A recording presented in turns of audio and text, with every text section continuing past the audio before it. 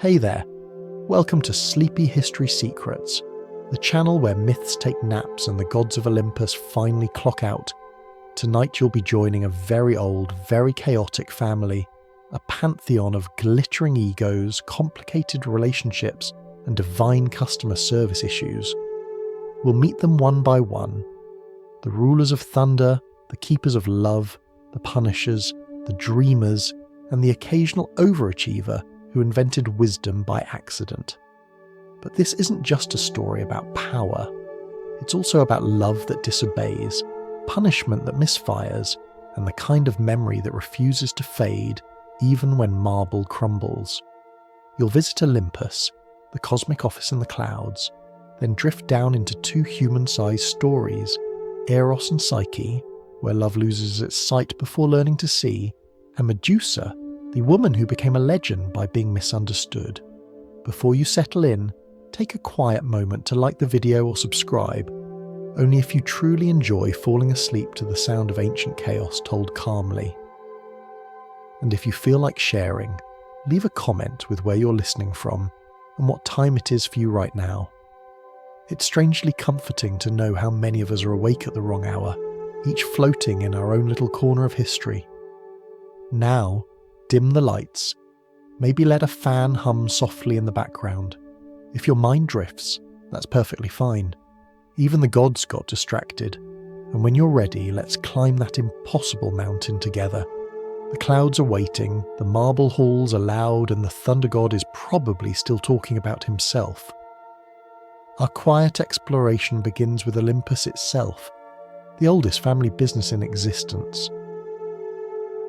You arrive at Olympus expecting majesty, but you're greeted instead by noise.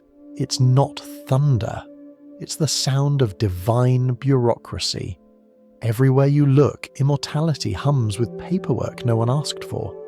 Marble corridors stretch endlessly beneath ceilings painted with storms, each fresco depicting someone's victory, someone's failure, and at least one family argument that became a religious holiday. At the very top sits Zeus, god of the sky, king of the gods, and living proof that absolute power does not come with self-awareness. He's the youngest child of Cronus, the titan who famously ate his children as a form of proactive parenting. Zeus escaped digestion thanks to his mother, who handed Cronus a rock in a blanket. It worked, which tells you how little attention Titan fathers paid. When Zeus grew up, he sliced open his father's stomach and released his siblings, thereby inventing family therapy through surgery. Then he declared himself king of the universe, because nothing heals like dominance. Now Zeus governs everything that moves, breathes, or trembles at loud noises. He commands lightning, rain, and the kind of moral authority that evaporates the moment he sees someone attractive. Officially, he's the guardian of law, oaths, and cosmic justice. Unofficially, he's the founder of divine HR complaints. He transforms into swans, bulls, eagles, even golden mist, proving that shapeshifting is just ancient Greek for commitment issues. When mortals misbehave, he punishes them for arrogance. When he misbehaves, he calls it destiny. It's all very consistent. Hera, his wife and sister, yes, mythology was experimental, rules beside him as queen of the gods. Her domain is marriage, childbirth, and long-term resentment. If you ever wonder how ancient Greece viewed marital fidelity, just imagine the goddess of weddings plotting revenge while her husband flirts as an eagle. Hera's patience is legendary, mostly because she doesn't have any. She once sent serpents to strangle baby Hercules, a bold parenting decision considering he was Zeus's son. In modern terms, she's the divine embodiment of if I can't have peace, neither can you. And yet, she's also a symbol of endurance, the eternal spouse holding Olympus together with fury and decorative gold. You continue down the corridor and pass a mural of Poseidon, god of the sea, storms, and, mysteriously, horses. He's Zeus's brother and forever the runner-up in divine politics. Poseidon's temperament shifts like tides. One day he's granting sailors safe passage. The next he's flattening cities because someone forgot to thank him properly. He once competed with Athena to name a city. She offered an olive tree. He offered a saltwater spring. The people chose olives. He chose vengeance. That's Poseidon in a nutshell. Powerful, unpredictable, and deeply allergic to losing. Then there's Hades, the eldest brother, quiet ruler of the underworld, king of the dead, and patron saint of introverts. He doesn't attend family meetings, doesn't start wars, and never cheats on his wife. In other words, he's the most stable god on Olympus, and therefore the least popular. Mortals feared him not because he was cruel, but because he was efficient. He keeps the afterlife running on time, like the world's most intimidating accountant. When you die, he simply stamps your soul and files you under eternal. The sisters complete the circle. Hestia, goddess of the hearth, tends the eternal flame. She doesn't argue, doesn't meddle, doesn't even gossip. A miracle in this family. Athena, the strategist, was born fully armoured from Zeus's skull, which explains both her intelligence and her emotional detachment. She invented logic and never apologised for it. And then there's Aphrodite, beauty incarnate, chaos in high heels. Born from sea foam and questionable circumstances, she proves that you can be created from trauma and still ruin civilizations. When she walks into a room, wars begin, and poets suddenly quit their day jobs. Hermes passes you in the hallway, the messenger god, patron of thieves, merchants, and fast talkers. He winks, pockets something you didn't notice missing, and reminds you that charisma always beats honesty. Dionysus waves from a distance, wine spilling, laughing at a joke only he understands. Meanwhile, Ares polishes his weapons for no reason. Athena rolls her eyes, and the thunder outside sounds suspiciously like domestic tension. This is Olympus, the shining chaos in the clouds, a place of eternal egos, magnificent power, and endless noise. The gods here don't just rule the world, they act it out like an eternal play. Their emotions are weather systems, their grudges shape geography. And every mortal story begins in their mistakes. Still, for all the arrogance and noise, there's something deeply human about them. They're not divine ideals, they're cosmic reflections of us. Our ambition, our jealousy, our love, our fear of being forgotten. Every lightning bolt, every curse, every whispered prayer is just a conversation between our chaos and theirs. Somewhere beyond the thunder, a quiet breeze passes through the halls. The marble cools, the stars tilt closer, and you begin to sense that behind the noise there's a pattern, a fragile order pretending to be eternal. Perhaps that's the secret of Olympus. It isn't heaven at all, just a mirror polished with lightning. As we drift deeper into the story, the corridors of power narrow into something softer, a place where love begins, fails, and rises again. The next tale is smaller, quieter, and infinitely more dangerous, because even gods cannot control what love decides to do. You can hear him before you see him. The air vibrates in that specific way that says someone's about to make a dramatic entrance. The clouds outside flicker, the marble glows faintly, and thunder begins its favourite activity, waiting for applause. Zeus, king of the gods, the sky's loudest employee, and the universe's most unpredictable role model, is in. He sits on his throne made of stormlight, surrounded by symbols of order that he keeps forgetting to enforce. Eagles perch beside him, lightning crackles under his fingertips, and yet somehow the place feels like a meeting that's gone on too long. He's the god of law and justice, the cosmic referee of right and wrong, and also, unfortunately, the main reason those laws need constant revision. Absolute power, it turns out, doesn't grant self-control. It only raises the voltage. Zeus's career began with patricide, which is not the best start for someone who claims to value family. Cronus, his father, devoured his children whole to avoid being overthrown, which ironically guaranteed he would be overthrown. Zeus's mother, Rhea, decided one swallowed baby was enough, so she handed Cronus a rock wrapped in cloth. He didn't notice. Parenting standards were lower in the Titan era. When Zeus reached adulthood, he cut open Cronus's stomach, released his siblings, and declared himself CEO of existence. The family reunion was tense. Now he spends eternity managing storms, laws, and his own impulses. He's described as the cloud gatherer, which sounds noble until you realize it means guy who keeps making excuses for thunder. Mortals prayed to him for justice, rain, and occasionally mercy, but they never prayed for fidelity. Even the poets knew better. He's married to Hera, his sister, which you can file under divine HR violations.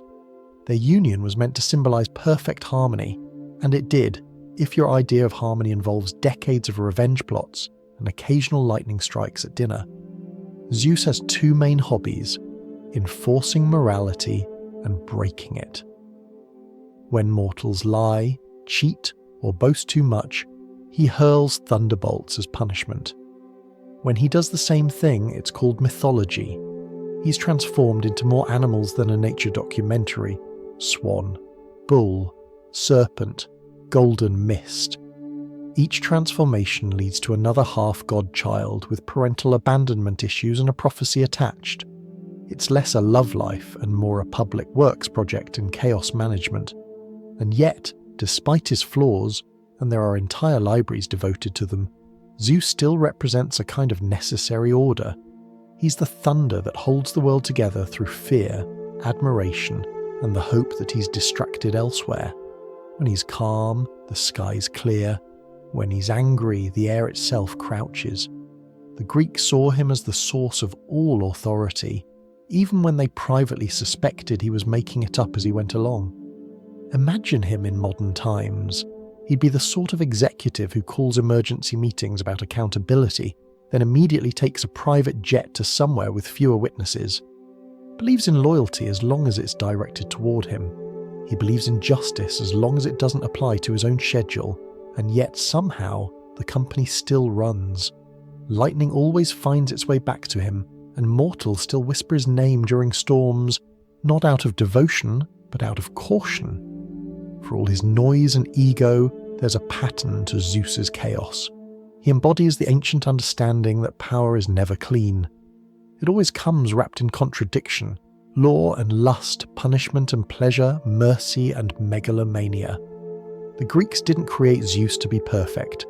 They created him to explain why perfection is impossible. He's the storm that restores balance by breaking it first. When he punishes mortals for pride, it's never just about them. It's a reminder to everyone watching. The line between divine justice and personal spite is only as thick as a thundercloud. Take the story of Sisyphus, condemned to push a boulder uphill forever for daring to outsmart death. Zeus called it justice, but you can almost hear the pettiness in the design. Or Prometheus, punished for stealing fire for humanity. Zeus chained him to a rock where an eagle ate his liver daily, not because of the theft, but because fire made mortals harder to control. That's the kind of leadership style you get when eternity lacks supervision. Still, beneath the thunder, something quieter hums. Zeus is not entirely cruel. He's capable of mercy when it amuses him, of patience when it serves him, and occasionally of awe when he glimpses humanity's resilience. He may hurl lightning, but he also steadies the sky after. He may wound, but he also keeps the heavens from falling. The Greeks didn't worship him because he was good. They worshipped him because they needed him. Someone had to hold the contradictions, and no mortal could handle that much voltage. When you think about it, Zeus isn't so different from the world he rules. He's beautiful from a distance, terrifying up close, and eternally uncertain whether he's doing the right thing or just enjoying the noise. If you listen long enough, you start to hear something strange inside the thunder. Not anger, but exhaustion. an endless sigh disguised as a storm. Maybe even gods get tired of pretending they have a plan. The wind shifts, and the hall grows darker. You can feel Hera's gaze flicker from a distant room, Poseidon stirring in his saltwater office, and somewhere below, mortals dreaming of better gods. But Olympus doesn't change. Its ruler still holds his lightning like a nervous habit. His power hums in the air, steady, uncertain, magnificent. He is order and chaos, father and child, justice and joke. And yet, the world keeps spinning beneath him, a reminder that even the most divine authority depends on someone else's sky to stand on. If we follow the thread a little further, the thunder softens. The air grows warmer. Somewhere below the clouds, another kind of power stirs. Not the crack of command, but the quiet pull of longing. Because if Zeus ruled through fear, another force ruled through desire, and that, as you'll see, was even harder to contain. If thunder is the sound of Zeus demanding attention, then Hera is the silence that follows when the storm realizes it has consequences. She sits beside him on the throne, regal, composed, and visibly unimpressed. Her crown glows faintly, not from light, but from endurance. The poets called her the goddess of marriage, though few dared to ask how that was working out for her. It's hard to be the divine patron of fidelity when your husband keeps inventing new animals just to flirt. Hera was born into power, daughter of Titans, queen by right and reputation. She governs not just weddings and childbirth, but the fragile social glue that keeps mortals from turning love into chaos. She represents the ceremony, the vow, the shared promise under firelight. In theory, she's the goddess of unity. In practice, she's the living embodiment of I'm not angry, just deeply disappointed. When Zeus first courted her, he disguised himself as a helpless bird, a detail that still raises questions about divine pickup strategies. Moved by pity, Hera held the trembling creature to her chest, and he immediately transformed back into himself, triumphant and smug.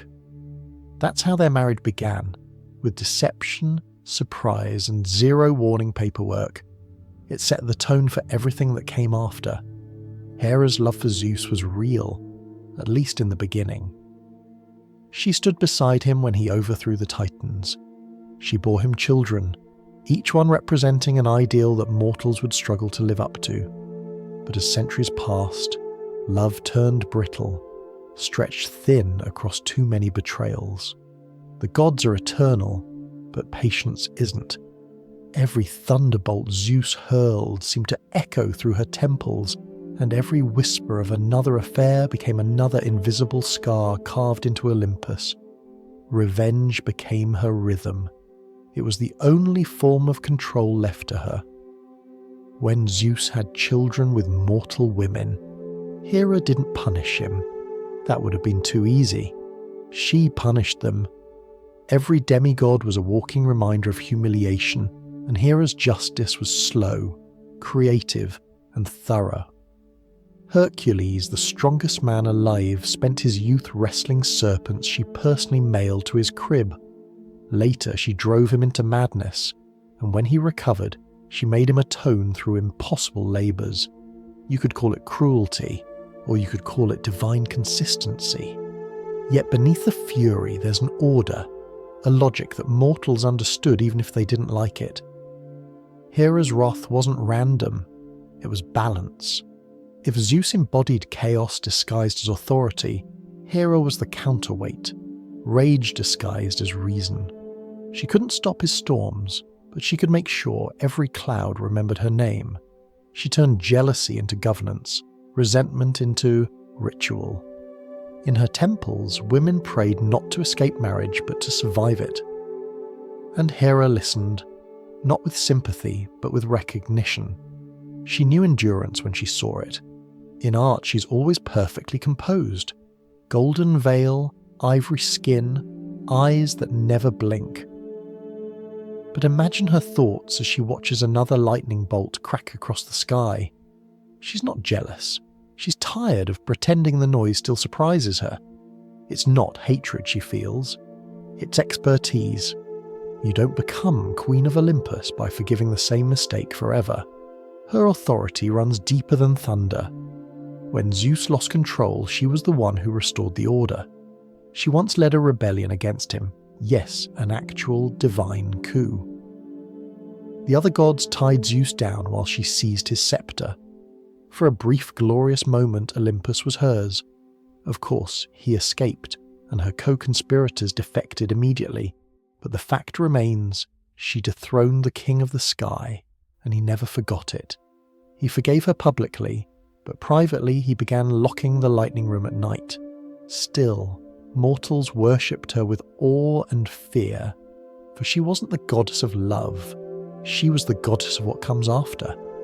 Love fades, passion burns out, beauty wilts, but vows endure, and Hera guarded those. When couples knelt before her statues, they didn't ask for happiness. They asked for the strength to stay. In her eyes, love wasn't the problem, it was the punishment. It made mortals brave, foolish, loyal, and endlessly tragic. And in that, she recognized herself. Imagine her palace, high above the mortal noise. The air smells faintly of myrrh and storm water. Golden peacocks walk in lazy circles around her throne, their feathers like eyes that never stop watching. In the corner, a brazier burns quietly, a symbolic hearth, fueled by marriages she's forced to protect, and the faint smoke curls into patterns that look almost like forgiveness. Despite the gossip, Hera isn't just bitter. She's the goddess who taught the world that love and power can never fully coexist. Someone always bows first. Zeus rules the sky, but Hera rules memory. And in the end, memory wins. Every oath, every promise, every vow whispered between mortals carries her shadow. The world forgets thunder eventually, but it never forgets what it swore to someone else. That's Hera's secret. Her power isn't in lightning or revenge, it's in endurance. Every grudge she carries, every temple built in her name, is a lesson in how devotion survives humiliation. When mortals begged for mercy, she rarely gave it, because mercy erases history, and Hera never forgets. She's the goddess of the long memory, and of the silence that keeps everything intact. So when the storms calm and the halls grow quiet, Hera sits beside her husband again. He talks, she listens. She doesn't interrupt because she doesn't need to. The thunder belongs to him, but the echo is hers. From here, the story drifts toward the restless sea where another brother reigns, the one who could shake the world just by feeling something too strongly. He's not subtle, never still, and somewhere beneath his waves lies another disaster waiting to surface. The air changes when you walk away from Hera's chamber. The thunder softens, the marble hum cools into a pulse, and the scent of salt creeps in from nowhere. It feels as if the mountain itself has begun to breathe through water. This is Poseidon's territory, the sea's restless heartbeat, and the god who governs it with all the calm of a storm trapped inside a man. He is Zeus's brother, which already tells you most of what you need to know about his personality. Like all middle children, Poseidon carries a permanent grudge against hierarchy. He was supposed to rule the seas, but what he really wanted was everything else. He looks upward at the sky, jealous of Zeus's thunder, and downward at Hades' underworld, jealous that at least it's quiet down there. The ocean, vast and shimmering, was his consolation prize. Beautiful, unpredictable, and impossible to manage. In other words, it suited him perfectly. If Zeus is the sound of thunder, Poseidon is its echo, deeper, slower, but just as volatile. The waves shift with his mood. Sailors once said you could tell when he was angry, because the water went perfectly still. It's never the storm you should fear, they said, but the moment before it decides to happen. And Poseidon, being a god, rarely needed a reason to happen. He's often shown with a trident, 3 shining points that symbolize control over sea, earthquake, and horse. No one really knows why horses are included, but mythologists have suggested that ancient Greeks saw waves like galloping animals. It's poetic, though Poseidon probably just wanted a land creature to prove he could multitask. When he was in a generous mood, he gifted ships smooth voyages and fishermen full nets. When he was insulted, which happened frequently, he shattered ports, drowned cities, and rewrote coastlines. The phrase acts of God might as well have been invented for him personally. One of his more famous tantrums involved a simple naming contest. Both Poseidon and Athena wanted to be the patron of a new city. To settle it, they offered gifts. Athena planted an olive tree, a symbol of peace, endurance, and future profit. Poseidon struck the ground with his trident and created a saltwater spring. Technically impressive, but less practical for urban planning. The citizens chose the olive tree. Poseidon responded by flooding the entire region. That's the mythological version of giving a 1-star review to humanity and calling it justice. In stories, he's equal parts terrifying and endearing. Terrifying because his anger could destroy civilizations. Endearing because he never learned to hide it. He's passion without restraint. Raw emotion wearing a crown made of coral and pride. His beard drips with seawater. His eyes flash like storms about to confess something. You can almost hear him thinking, if the world can't love me, it can at least notice me. Poseidon's love affairs were as turbulent as his tides. He pursued goddesses, nymphs, and mortals alike, and the outcomes were rarely happy. He seduced Demeter by turning himself into a horse, which sounds romantic only if you don't picture it too vividly.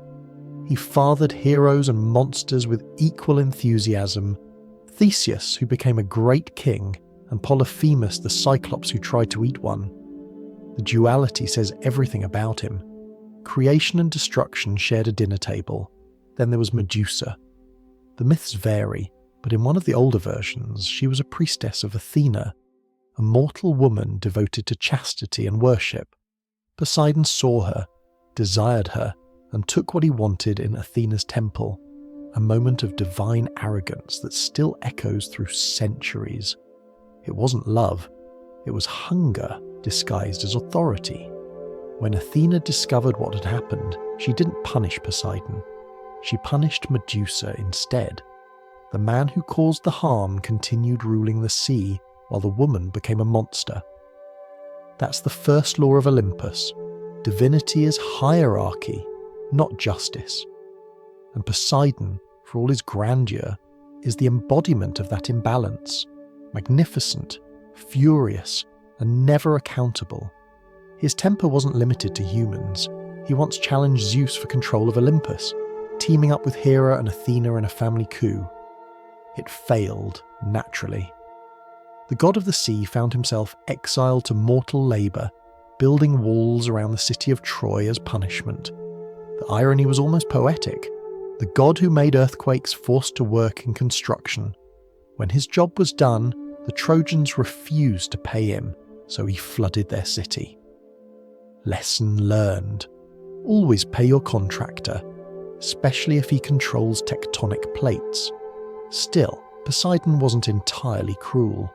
For every city he sank, there were sailors who swore he had guided them home.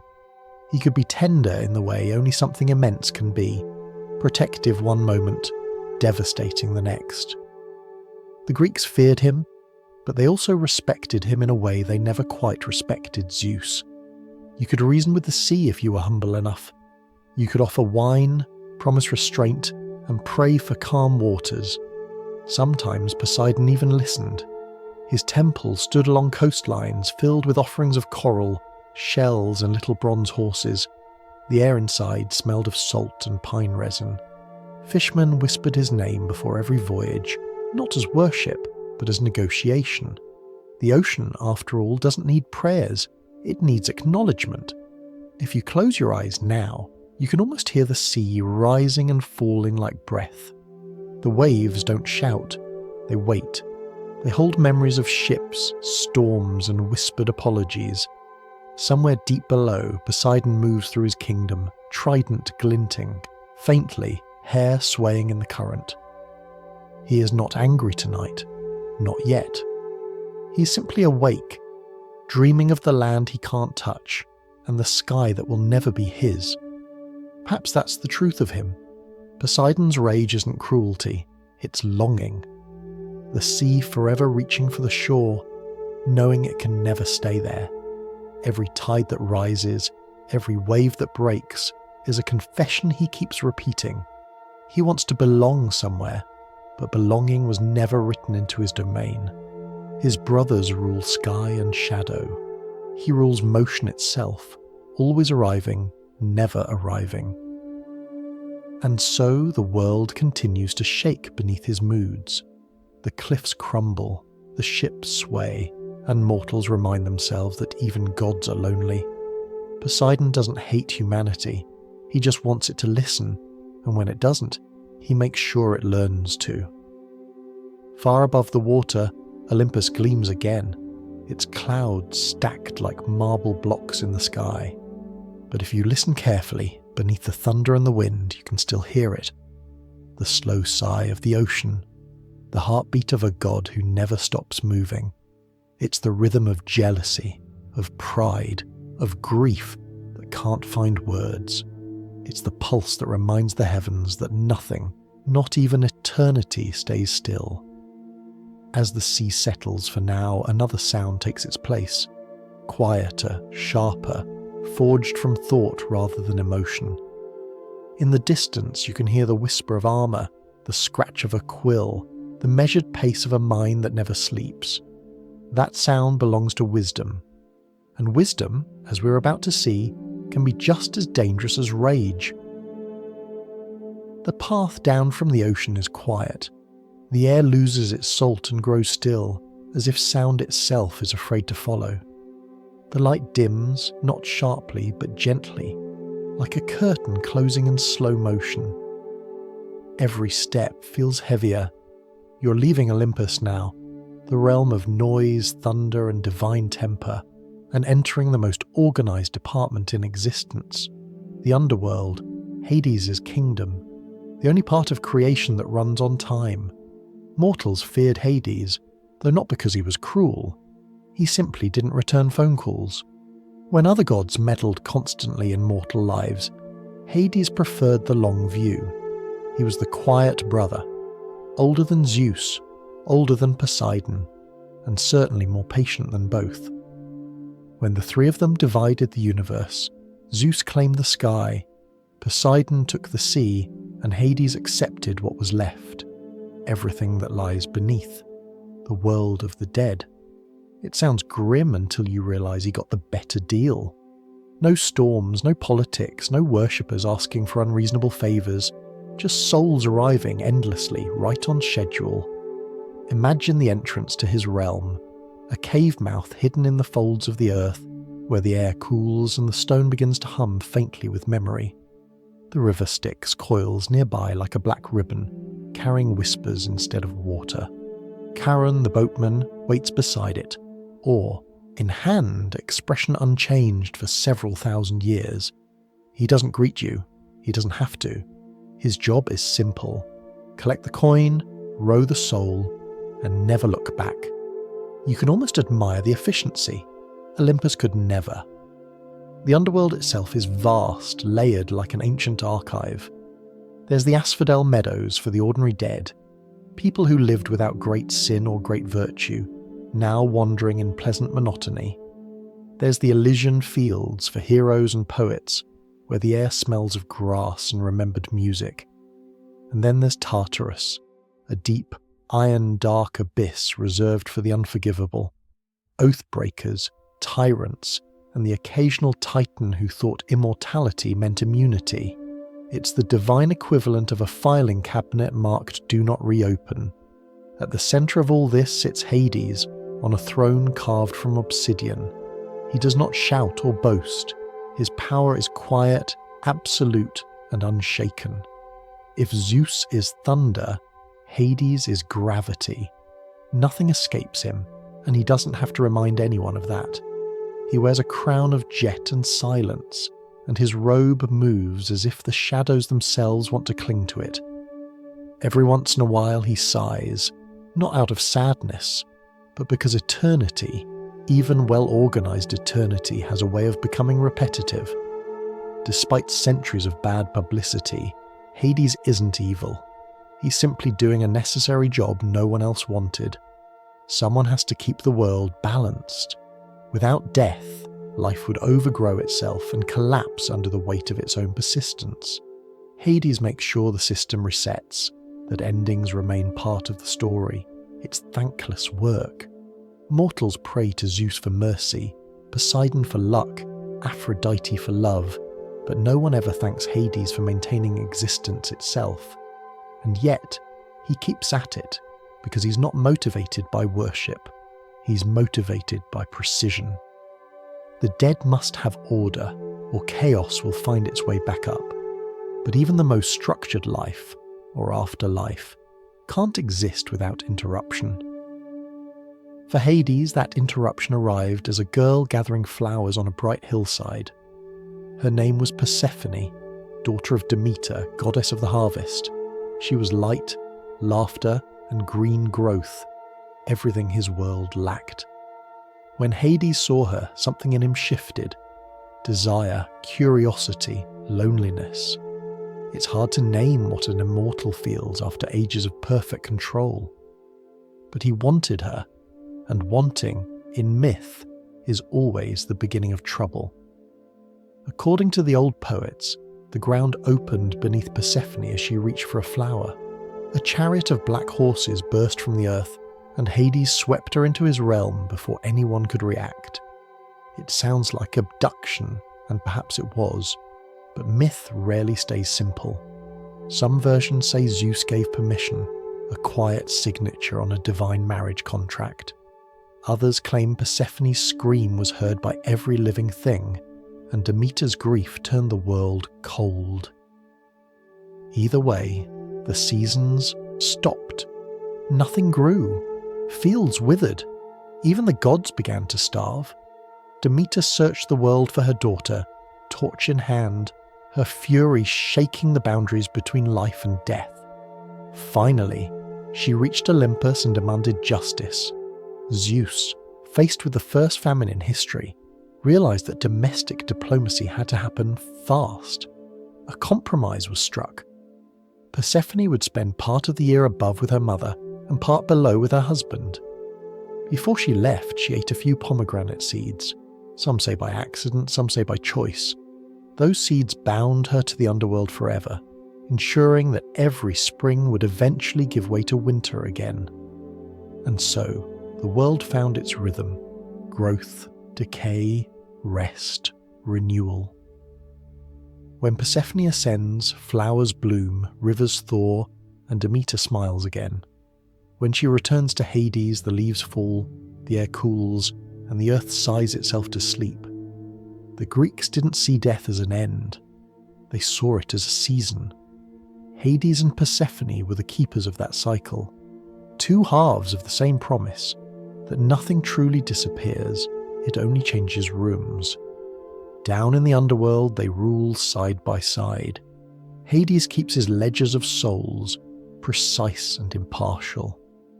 Persephone brings light to the dark halls, planting ghostly poppies along the paths, softening the edges of eternity. When the dead pass by her, they bow, because even here, in the land without time, spring exists. For a few brief months each year, she walks the upper world again, but she always returns.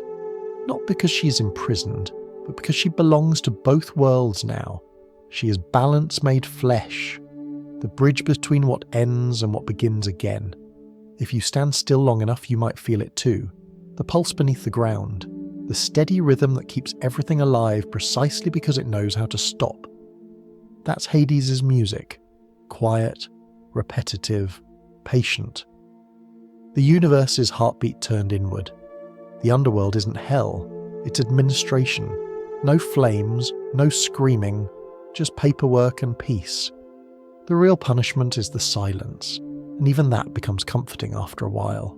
Mortals feared Hades because they feared finality, but he was never the enemy. He was the accountant of existence, the custodian of closure, the god who reminded the world that stories need endings. Without him, nothing would ever mean anything. And so, as the river murmurs and the shadows settle, you begin to understand why even death, in Greek myth, was part of the divine family. It wasn't darkness, it was structure.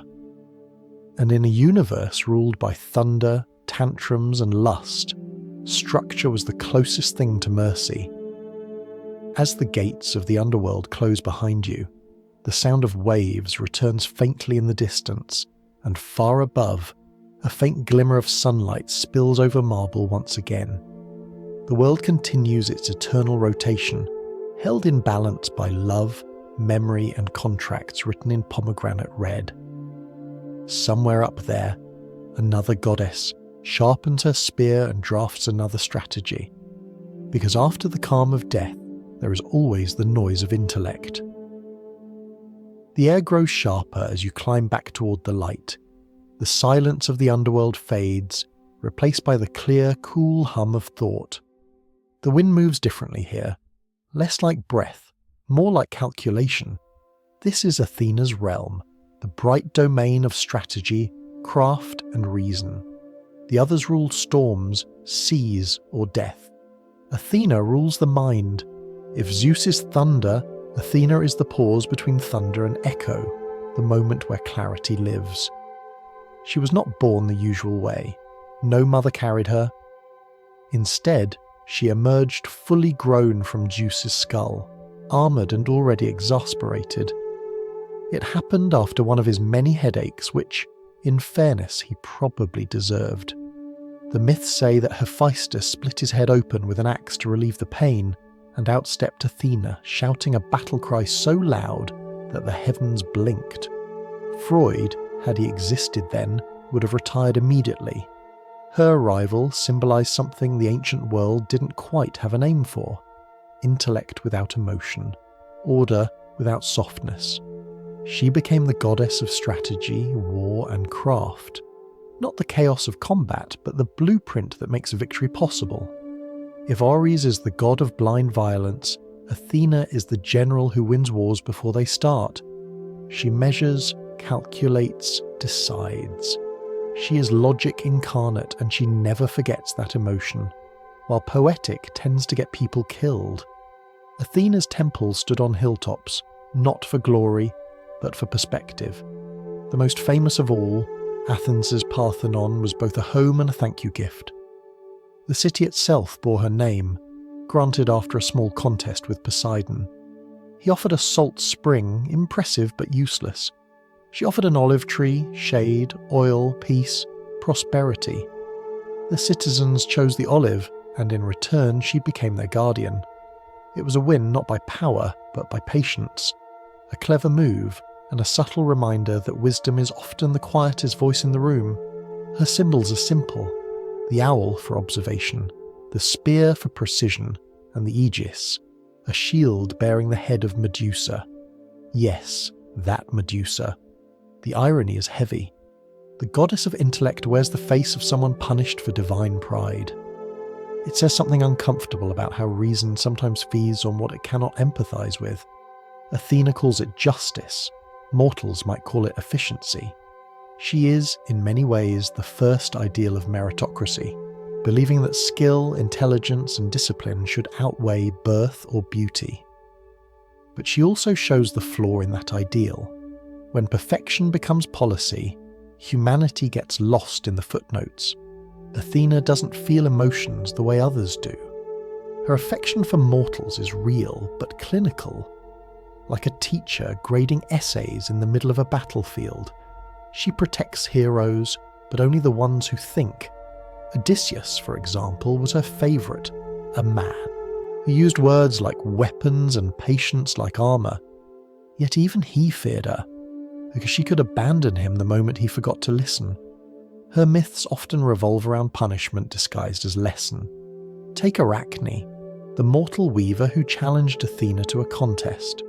The girl's work was flawless, so flawless it dared to depict the god's flaws. Athena, unable to find fault in the craft, found fault in the audacity.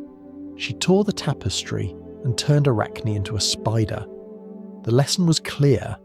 Talent is divine, but truth about divinity is unacceptable. The goddess of wisdom could not tolerate being taught, and yet it's difficult to despise her. Athena embodies a kind of purity of purpose that mortals secretly envy. She never lies to herself, never succumbs to excess. She has no lover, no children, no scandal. Her focus is absolute, her reputation spotless. In a world of gods constantly at war with their impulses, she is the rare example of restraint turned into power. But power without empathy becomes brittle. It holds, but it does not heal. When cities prayed to her, they didn't ask for mercy, they asked for foresight. Soldiers begged her for courage, artisans for precision, lawmakers for clarity, and she granted those things faithfully. Yet none of them ever felt loved by her. You don't love an equation, you respect it. Athena's affection is the kind that helps you survive but never comforts you after. Her relationship with Zeus is strange. Some say she is his favourite child, the one he trusts most because she never challenges him emotionally, only intellectually. She advises him, but always in logic's language, never in guilt's. She's the reason Olympus still functions at all. When Hera fumes, Poseidon sulks, and Ares sharpens his swords out of boredom, Athena reminds everyone that the universe doesn't run on feelings, it runs on structure. Without her, Olympus would be nothing but weather. But that same order is what makes her dangerous. She represents the kind of reason that can justify anything, the calm voice that turns moral horror into necessity. When she aided Perseus in slaying Medusa, she didn't see a victim. She saw a weapon. She handed him the mirrored shield, the sword, and the plan, and when it was done, she took the head for her own. Logic says she was preserving balance. Empathy might say she was preserving convenience. The line between wisdom and coldness blurs easily under divine light. Still, mortals continue to adore her. They built her temples in marble and song.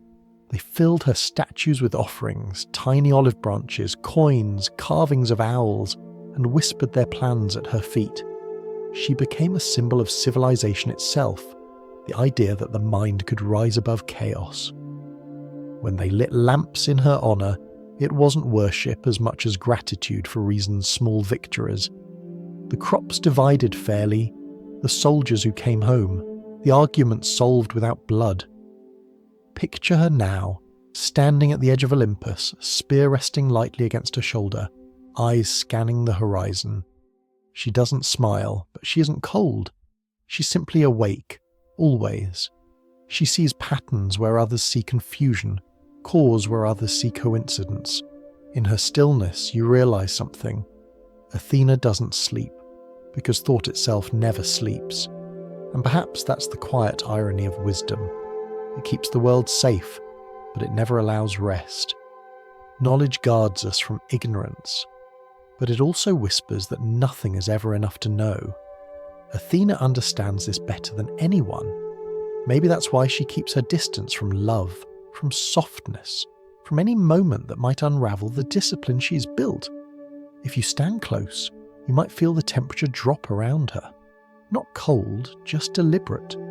The air becomes thinner, as though ideas are taking up all the oxygen. You realise she's looking at you, not with judgment, but with curiosity, the way a mathematician studies a question that can't yet be solved. Then she nods, as if you've proven something to her without knowing it, and she turns away, her armour whispering softly in the wind. From here, the hum of thought begins to loosen. The spear lowers, the air warms. Somewhere in the background, laughter, too loud, too bright, bounces off the marble. That sound doesn't belong to Athena. It belongs to someone who believes thinking is optional, and pleasure is the only philosophy worth following. And that, of course, brings us to Ares and Aphrodite, two opposites forever meeting in the middle of disaster. If Athena is the sound of a mind sharpening itself, Ares is what happens when the blade slips. He is the god of war, not the clean kind that exists in strategy books, but the loud, blood-hot kind that never quite ends. He doesn't plan, he doesn't think, he simply moves, a creature of impulse dressed in bronze. The Greeks feared him more than they worshipped him. It wasn't that he was evil, he just enjoyed his work too much. Imagine the battlefield at dawn. The air smells like metal and dust. The first shout rises and suddenly Ares is there, breathing through every heartbeat, every strike. He's chaos given form, the part of humanity that still remembers how to snarl. His armour gleams red, but not from sunlight. He doesn't lead armies, he infects them. His presence doesn't promise victory, it promises motion. He is the noise that follows every order, the mistake that turns courage into cruelty. Zeus once called him the most hateful of all his children, which might seem harsh, but Ares never cared for family approval. He thrived on being unwanted. Even the other gods rolled their eyes when he showed up. Athena fought for ideals, for the preservation of order. Ares fought because silence made him uncomfortable. In modern terms, he's the co-worker who turns every project into an argument just to feel alive. But then there's Aphrodite, the exact opposite of everything he is, and somehow the only one who ever made him stop shouting. She was born not from pain or duty, but from the sea's strange poetry. The old story says that when the Titan Cronus overthrew his father Uranus, he threw the remains into the ocean. From the foam that bloomed afterward, Aphrodite emerged, beauty distilled from violence, proof that even destruction can make something luminous. She stepped onto the shore, and the world changed temperature. Flowers opened where her feet touched the sand. The gods looked up, and suddenly every oath, every marriage, every sense of self seemed negotiable. Aphrodite wasn't just beauty, she was compulsion. She didn't ask to be worshipped, she simply reminded everyone of what they wanted most. Her domain wasn't romance but gravity. She pulled hearts the way the moon pulls tides. No one escaped untouched, not gods, not mortals, not even the concept of common sense. Naturally, Zeus decided she should marry someone safe, someone unlikely to inspire gossip. He chose Hephaestus, the quiet blacksmith of Olympus, a god of skill but not spectacle. The match was meant to balance the universe, beauty and craft, light and labour. It worked about as well as any arranged marriage designed by Zeus. Enter Ares, the walking contradiction she couldn't resist.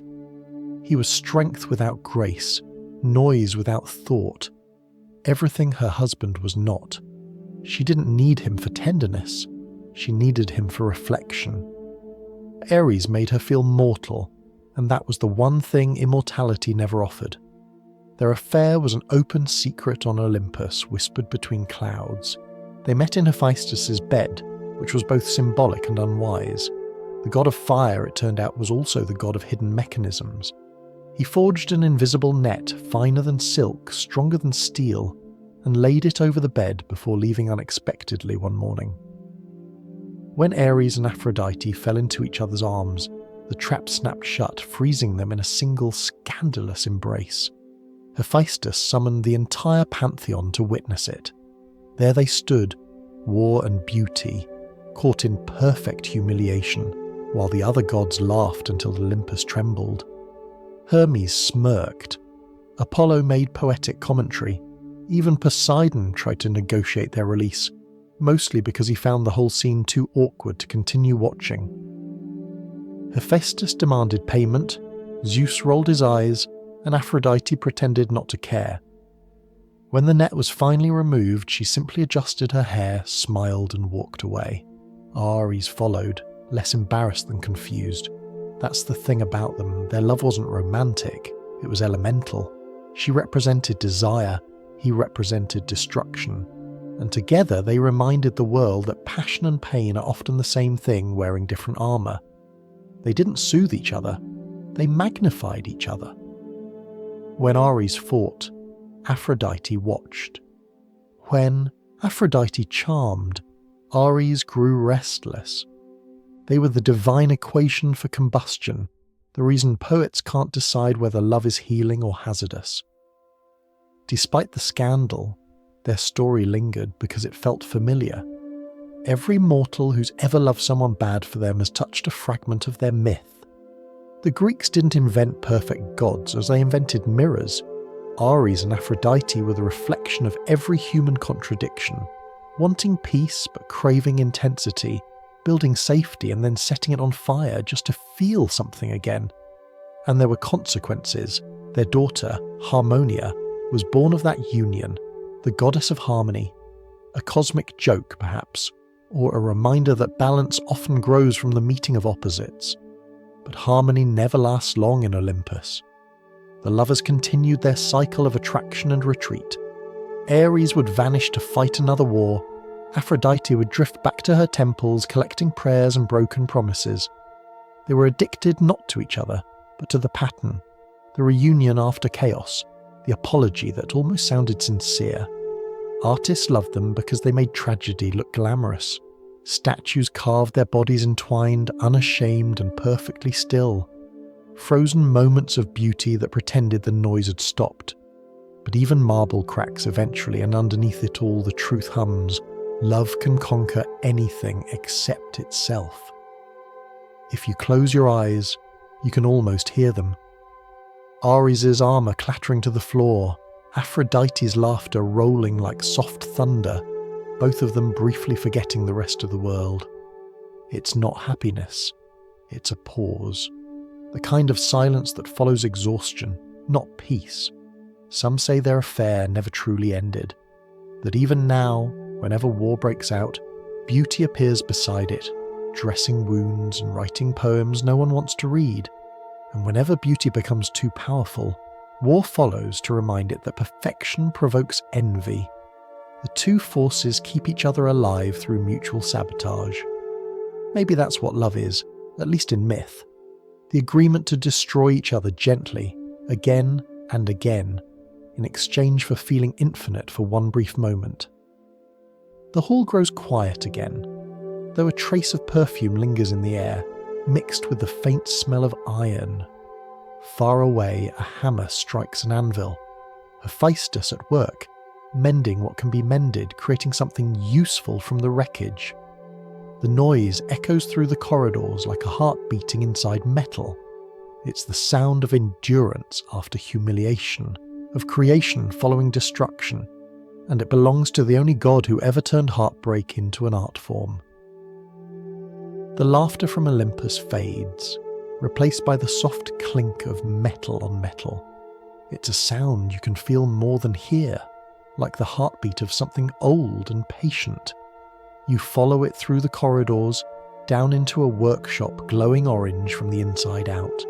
This is Hephaestus's world. A forge lit by volcanoes, filled with the kind of beauty that burns before it cools. Hephaestus is the god of fire, craft, and invention. Though if you ask the other gods, they might just call him the one who actually works. He wasn't born into Olympus the way the others were. According to one story, Hera created him alone, without Zeus's help, out of pride and defiance. When the child was born with a twisted leg, she threw him from the mountain in disgust. Another version says Zeus hurled him out himself after an argument. Either way, he fell for 9 days and 9 nights before landing in the sea, where the nymph Thetis found him and nursed him back to health. He grew up among fire and solitude, shaping metal like a second language. What he couldn't have in grace, he forged in skill. Every hammer strike became an argument with the world that rejected him, a steady rhythm of I exist and you will see what I make. When the gods needed armour, they came to him. When they needed weapons, they came again. He built Zeus's thunderbolts, Hermes' winged sandals, and Apollo's gleaming chariot. He crafted Pandora, the first woman from clay.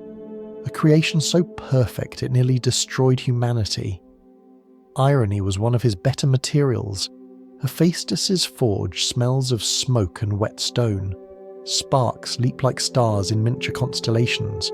He moves slowly, deliberately, as if each motion carries weight beyond the physical. When he lifts a blade from the furnace, it isn't just metal, it's testimony. Every god above him wears something he made. Every victory they boast about shines with his polish. Yet he rarely joins their feasts. He prefers the company of embers. His marriage to Aphrodite was meant to heal Olympus. Beauty and craft united in divine equilibrium. It didn't. Her affair with Ares was the final reminder that even perfection forged by fire can be cracked by vanity. But Hephaestus didn't rage. He worked. He built the invisible net that caught them, an invention both brilliant and pitiful. Revenge, like art, required precision. When he revealed them to the assembled gods, his face didn't show triumph, only exhaustion. Even justice, he'd learned, has an aftertaste of ash. Still, there's grace in his bitterness. He keeps creating. Broken hearts are just another raw material. The forge doesn't care whether you're angry or inspired. It only asks for heat. Not far from his workshop, the sound of footsteps, lighter, quicker, almost musical, breaks the silence. Hermes enters, carrying a grin that seems to belong to someone else's joke. If Hephaestus is the weight of effort, Hermes is the breeze that never stays. The god of messengers, merchants and thieves, he's the only Olympian who can cross any boundary and still be invited back for dinner. Hermes was clever from the beginning. On the day he was born, he stole Apollo's cattle before sunset. He hid their tracks by walking backward and confused the older gods so thoroughly that Apollo ended up forgiving him out of admiration. Hephaestus builds justice into iron. Hermes builds excuses into poetry. He's the patron of travellers, tricksters, and anyone who needs a clever story to survive. You can tell where he's been by what's missing. A golden cup here, a scroll there, a sense of moral clarity somewhere along the way. He invented language and lies on the same afternoon, and gave both to humanity as if they were twins. The Greeks adored him because he reflected the part of themselves that had to adapt, the mind that slips through rules instead of breaking them outright. In every myth, Hermes is moving. He escorts souls to the underworld, delivers dreams to mortals, carries gossip between gods. He is motion personified, but not the chaotic motion of Ares or Poseidon. His movement is elegant, thoughtful, purposeful. He keeps Olympus running, though no one will ever admit it. Sometimes he visits Hephaestus's forge, leaning against a pillar while the sparks fall like golden snow. He talks, jokes, steals a handful of nails, and vanishes before anyone notices. Their friendship makes sense in a strange way. Two gods who understand that the world depends on function more than glory. Hephaestus builds. Hermes delivers. They are the invisible backbone of divinity, the proof that creation and connection hold more power than thunder ever will.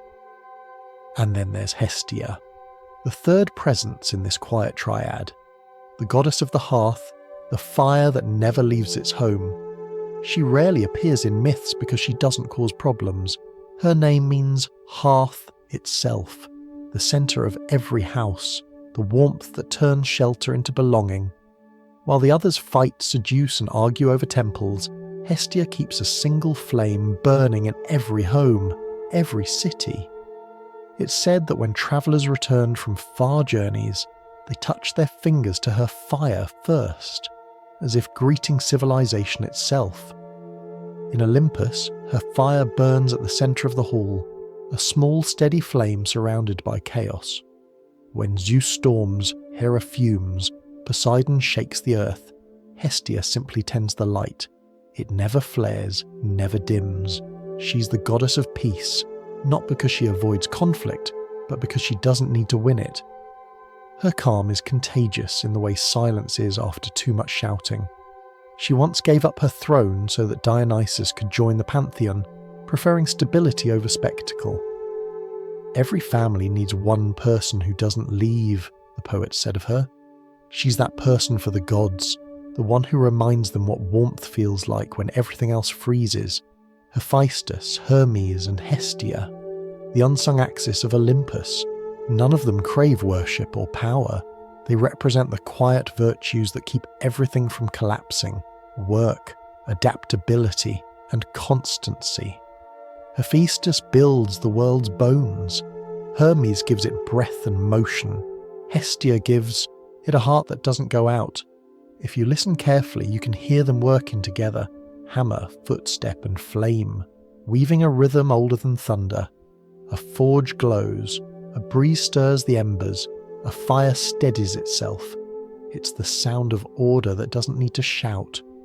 Perhaps that's the real secret of Olympus. It isn't the wars or the affairs that hold the world in place. It's the unnoticed gods, the ones who mend, carry, and keep. The universe doesn't survive because of thunder or beauty. It survives because somewhere, in a small glowing workshop, someone is still quietly fixing what the others break. The glow of the forge softens now. Hermes' footsteps fade into silence, and Hestia's flame becomes the only light left. It flickers once, steady again, patient as breath. And from that warmth, the story begins to cool. Soon, another kind of heat will take its place, not from fire or work, but from longing. A tale of a mortal girl who loved too deeply, and a god who learned that love, like fire, burned even the divine. The air in Olympus has a rhythm: thunder, laughter, jealousy, silence. And somewhere beneath all of it, a new sound begins to rise. It isn't the hum of gods or the echo of marble halls. It's the sigh of mortals dreaming of beauty so perfect it ruins their sleep. That is where Psyche enters the story. A girl whose face was so lovely that even statues blushed when she passed. Her name meant soul, though no one knew yet how fitting that would become. Psyche was mortal, born in a small kingdom where even the sunrise seemed to pause to look at her. Poets ran out of adjectives. Painters gave up halfway, muttering about unfair competition. People travelled just to see her walk through the marketplace, whispering prayers under their breath as if her beauty were contagious. Temples once dedicated to Aphrodite, the goddess of love and desire, began to empty. Worshippers left their garlands at Psyche's doorstep instead. The goddess of beauty had been replaced by a girl with a pulse. Aphrodite noticed, of course. Gods always notice when their reflection starts appearing on someone else's wall. At first, she tried to be gracious. She told herself that imitation was the highest form of flattery, and that mortals were bound to get confused now and then. But grace is a fragile thing, especially when it's wearing divine pride. Soon her temples grew dusty, her offerings sparse, and her patience disappeared entirely. One evening, as the sky melted into pink and gold, Aphrodite stood before her mirror, an object she trusted far more than any priest, and whispered, "If she wants to play goddess, let's see how long she survives it." Her son, Eros, was nearby, polishing his arrows and pretending not to listen. He was the god of love, but more specifically, of romantic chaos. His arrows didn't just make people fall in love, they made them fall in the wrong direction. He was a divine prankster with feathers, wings, and very little sense of responsibility. Aphrodite pointed toward the mortal world. There, that girl, the one who thinks beauty is a virtue. I want you to make her fall in love with the worst thing you can find, a monster so vile even nightmares would ask for refunds. Eros nodded, more out of habit than agreement. Orders from his mother were like weather. You endured them, then moved on. He took his bow, a quiver of golden arrows, and slipped down through the clouds toward the sleeping world. Psyche, meanwhile, was not enjoying her supposed blessing. Being beautiful, she'd learned, was a kind of imprisonment. People knelt when she entered rooms, Men spoke to her as if rehearsing poems. Women stared at her as though she were a storm they hadn't prepared for. No one saw her, only their idea of her. Beauty, she realized, is just another kind of invisibility. When Eros arrived at her window, she was asleep, her face soft in the lamplight. He drew an arrow, the one designed to twist admiration into obsession, and leaned closer. The plan was simple: prick her heart, let her wake in love with something hideous, then leave before his mother noticed how predictable he'd become. But the gods, like everyone else, are terrible at following instructions. As he aimed, a breeze caught his wrist. The arrow turned slightly, the tip grazed his own skin, and he felt it. The sudden dizzy heat that even gods can't reason with. For the first time, the god of love fell in love, and with the one person he was supposed to destroy. He stared at her sleeping face, confused by his own heart. This wasn't divine irony, it was divine self-sabotage. He withdrew quietly, letting the arrow fall uselessly to the floor. Somewhere behind him, the wind carried Aphrodite's laughter, that brittle, musical sound that always meant trouble. Psyche's beauty became a curse in every sense of the word. Suitors stopped coming, afraid of divine retaliation. Her sisters married well, moved away, and sent letters full of pity disguised as advice. Her parents, desperate to please the gods, went to an oracle for guidance. The oracle's voice, dry as dust, declared that Psyche's beauty had angered heaven itself. Dress her in mourning, it said, and place her on the highest cliff. A monster waits to claim her as his bride. That is her destiny. There was no protest, only the silence of resignation. The king and queen led their daughter to the mountains at twilight. The villagers watched from afar, torn between fear and relief. Psyche walked alone, her veil trembling in the wind. She wasn't afraid, not exactly. Mostly she felt tired. Tired of being admired, tired of being blamed for the admiration, tired of carrying the weight of other people's dreams. At the edge of the cliff, she looked down into the darkness. The sky had turned a shade too quiet. Somewhere below, something, or someone, was waiting. But before fear could take root, the air shifted. A soft wind, warmer than breath, rose beneath her. The god of the west wind, Zephyrus, caught her gently and lifted her away. The cliff disappeared. The wind carried her across valleys and rivers until it set her down in a garden so perfect it didn't look real. Every flower seemed to glow from within. Every leaf shimmered with dew that smelled faintly of honey. Marble fountains whispered secrets in languages she didn't know but somehow understood. A voice, calm and low, welcomed her, though she saw no one. "This place is yours now," it said. "You're safe." The word safe was strange to her. She had never been safe from admiration, never free from expectation. Here, there were no crowds, no altars, no comparisons, only the gentle rustle of leaves and the faint pulse of invisible music. The voice returned, "Your husband will come to you when night falls. Do not try to see him. Trust, and you will know love." Psyche nodded, though she didn't fully understand. Trust is easy when you have no other choice. As dusk melted into midnight, she felt the bed sink beside her, heard the quiet rhythm of another breathing. A hand brushed hers, warm, steady, human. She could not see him, but she could feel kindness in his silence. He spoke only once that first night. "Do not fear me." And strangely, she didn't. The darkness wrapped around her like a promise, soft and complete. It was love without face, safety without name. In the quiet, she thought she could hear his heartbeat and wondered if it was echoing her own.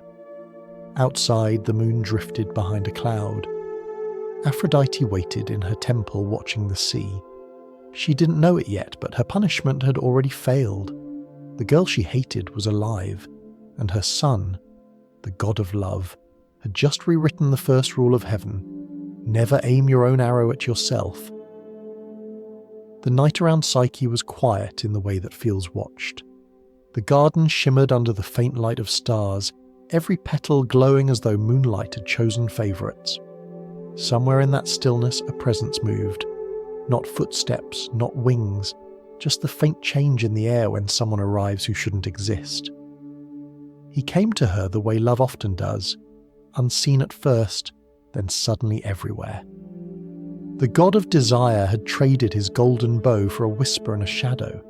He had watched her from the edge of her dreams for nights already, caught between duty and the ache that would not leave his chest.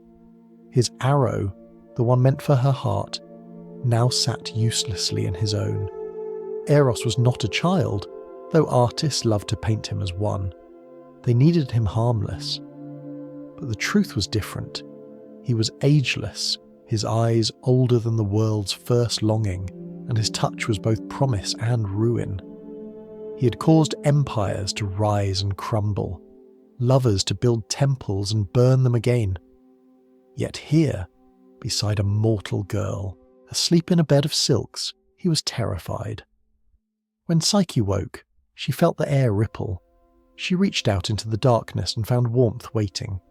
A voice spoke, soft, uncertain, kind. "Do not fear. You are safe here." The voice carried no thunder, no divine accent, only the steady cadence of someone learning gentleness for the first time. She tried to ask who he was, but he stopped her with a touch. "You must not see me," he said. "Love lives longer when it trusts what it cannot prove." And so began the strangest marriage in myth, one built entirely in darkness. Every night Eros came to her, and every dawn he vanished before the first ray of light crossed the floor. She never saw his face, but she knew his voice, his laugh, the rhythm of his heart against hers. He told her stories of the stars, of how the gods shaped them from fragments of old wishes. She told him of her life before, how beauty had made her invisible. Together they built a language of whispers and touch, of faith stretched thin across uncertainty. In daylight, the invisible servants of the palace tended to her. Voices in the air guided her through rooms filled with treasures no mortal should touch. Golden fruit, crystal fountains, walls that breathed music instead of echo. It was paradise, but it was also strangely lonely. She had everything except understanding. At first, she didn't mind. Love at its beginning doesn't need answers. It only needs presence. But as days passed and the same moon kept rising, the silence around his identity began to press against her thoughts, like water seeping through stone. Why could she not see the face of the one who claimed to love her? Why did he hide in darkness even when the nights were kind? When she asked him, his voice trembled for the first time. "Because I am not what you expect. And once you see me, everything changes." She almost smiled. "You sound like someone afraid of being known." "Maybe I am," he whispered, and that was all.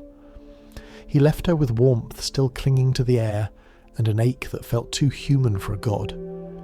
In truth, he was afraid, not of her reaction, but of the law he had already broken.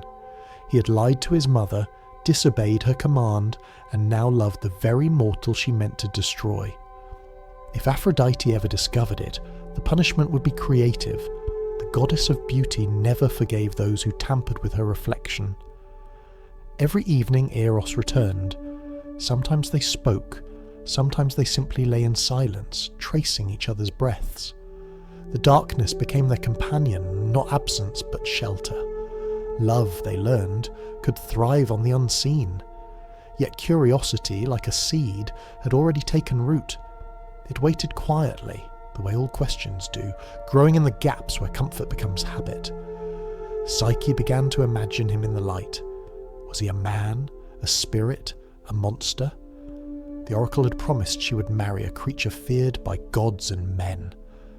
And though her heart told her otherwise, doubt is a slow poison that even love cannot fully cure, she thought of her family, of her sisters, of the world she'd lost.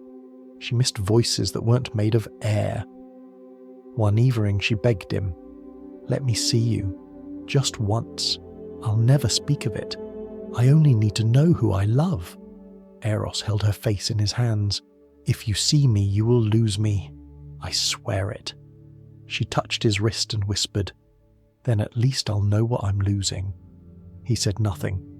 The silence after that was heavy, like a door left unlocked. He left before dawn, as always, wings rustling faintly, the only proof that she hadn't dreamed him. When the palace woke, Psyche stood by the window watching the horizon. The gardens outside glowed like calm water.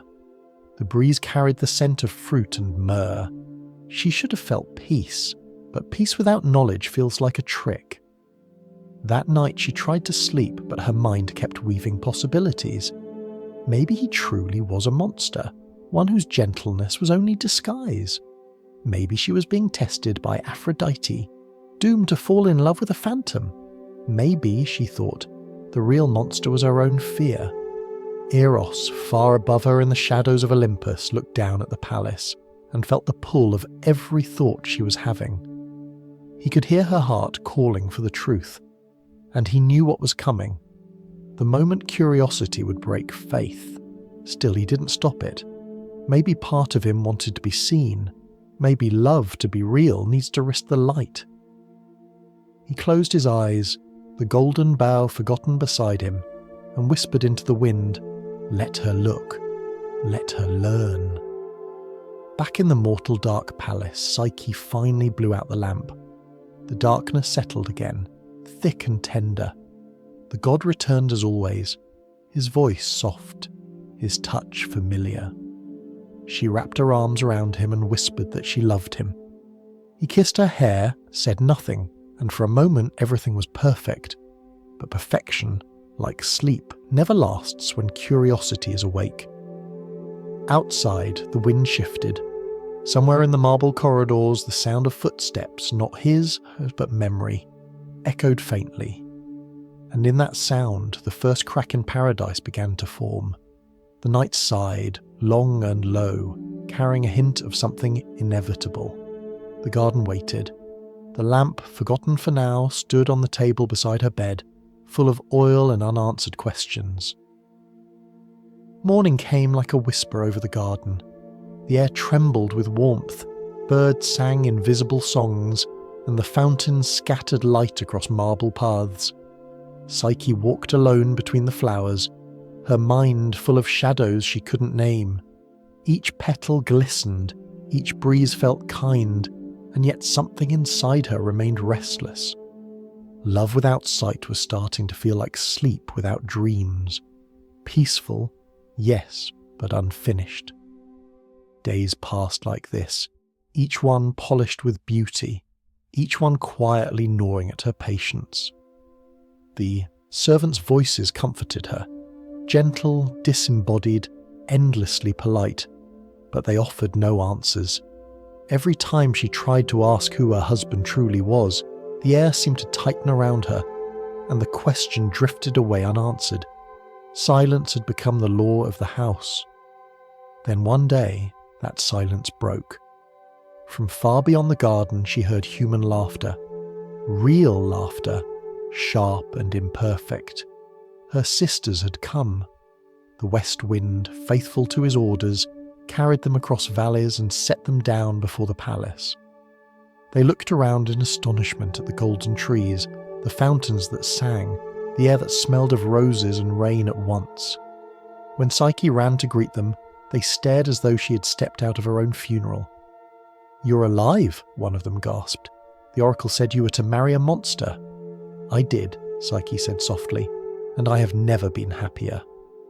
The sisters exchanged glances that were part love, part calculation. It was the expression shared by people who want to believe you, but are already preparing to envy you instead.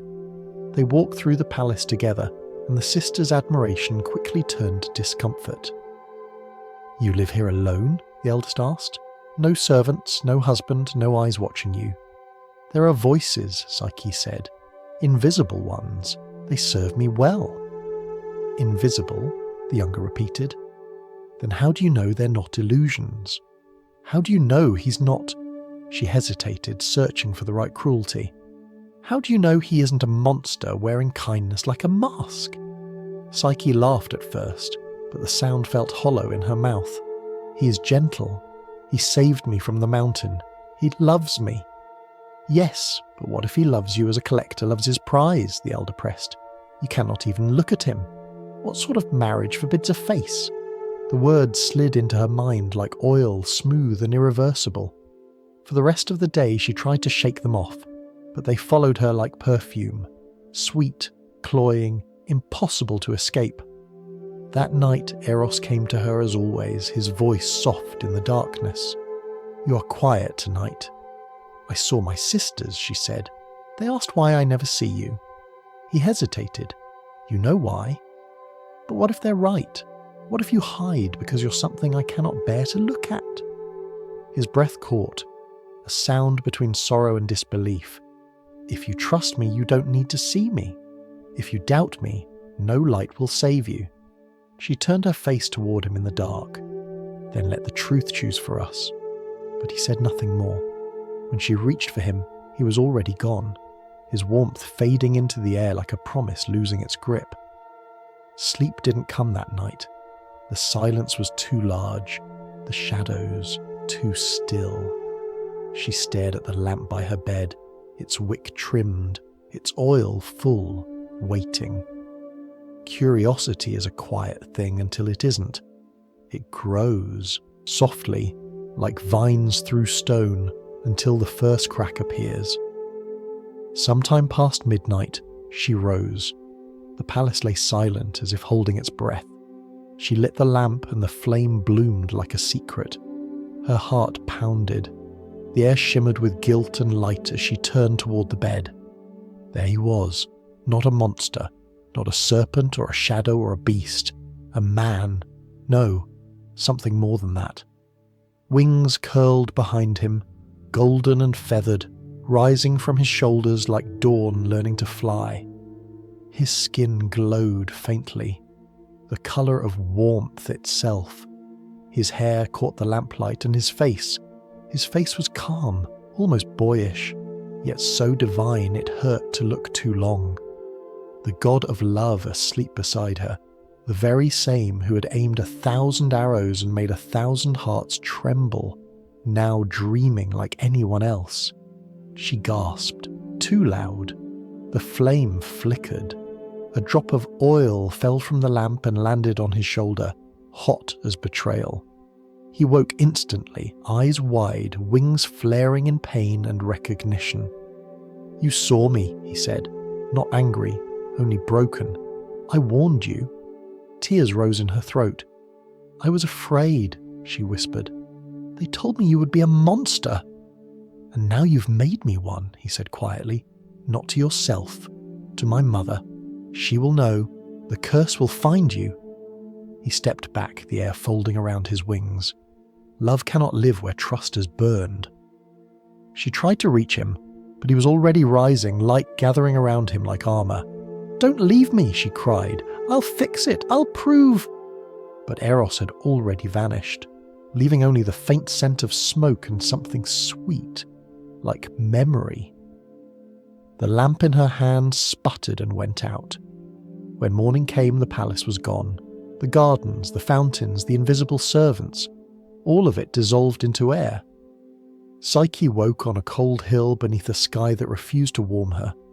The silence was worse than before. It wasn't the silence of peace, it was the silence after sound has given up. She called his name, but the wind only repeated it back to her, softer each time. She walked for hours, then days, through fields and forests, her feet bleeding, her voice hoarse. No one answered. The world that had adored her beauty now offered her nothing but dust. Eventually she reached the temple of Ceres, the goddess of grain, and fell at its door. Help me, she begged. I've lost him. Ceres, kind but practical, lifted her gently. You loved a god, she said. That never ends well for mortals. Still, if you wish to find him, you must go to his mother.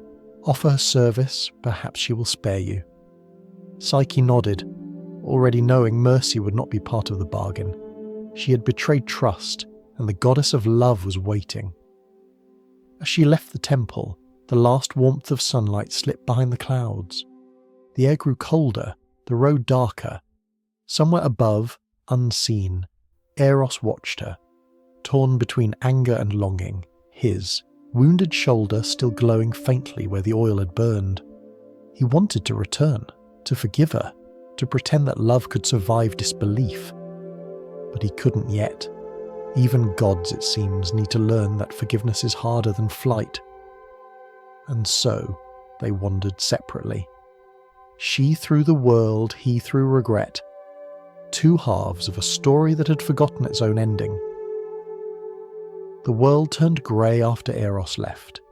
The sky dimmed, the air thinned, and Psyche wandered through it like a dreamer who had forgotten how to wake. Each step felt lighter than it should, as if the earth itself no longer believed she existed.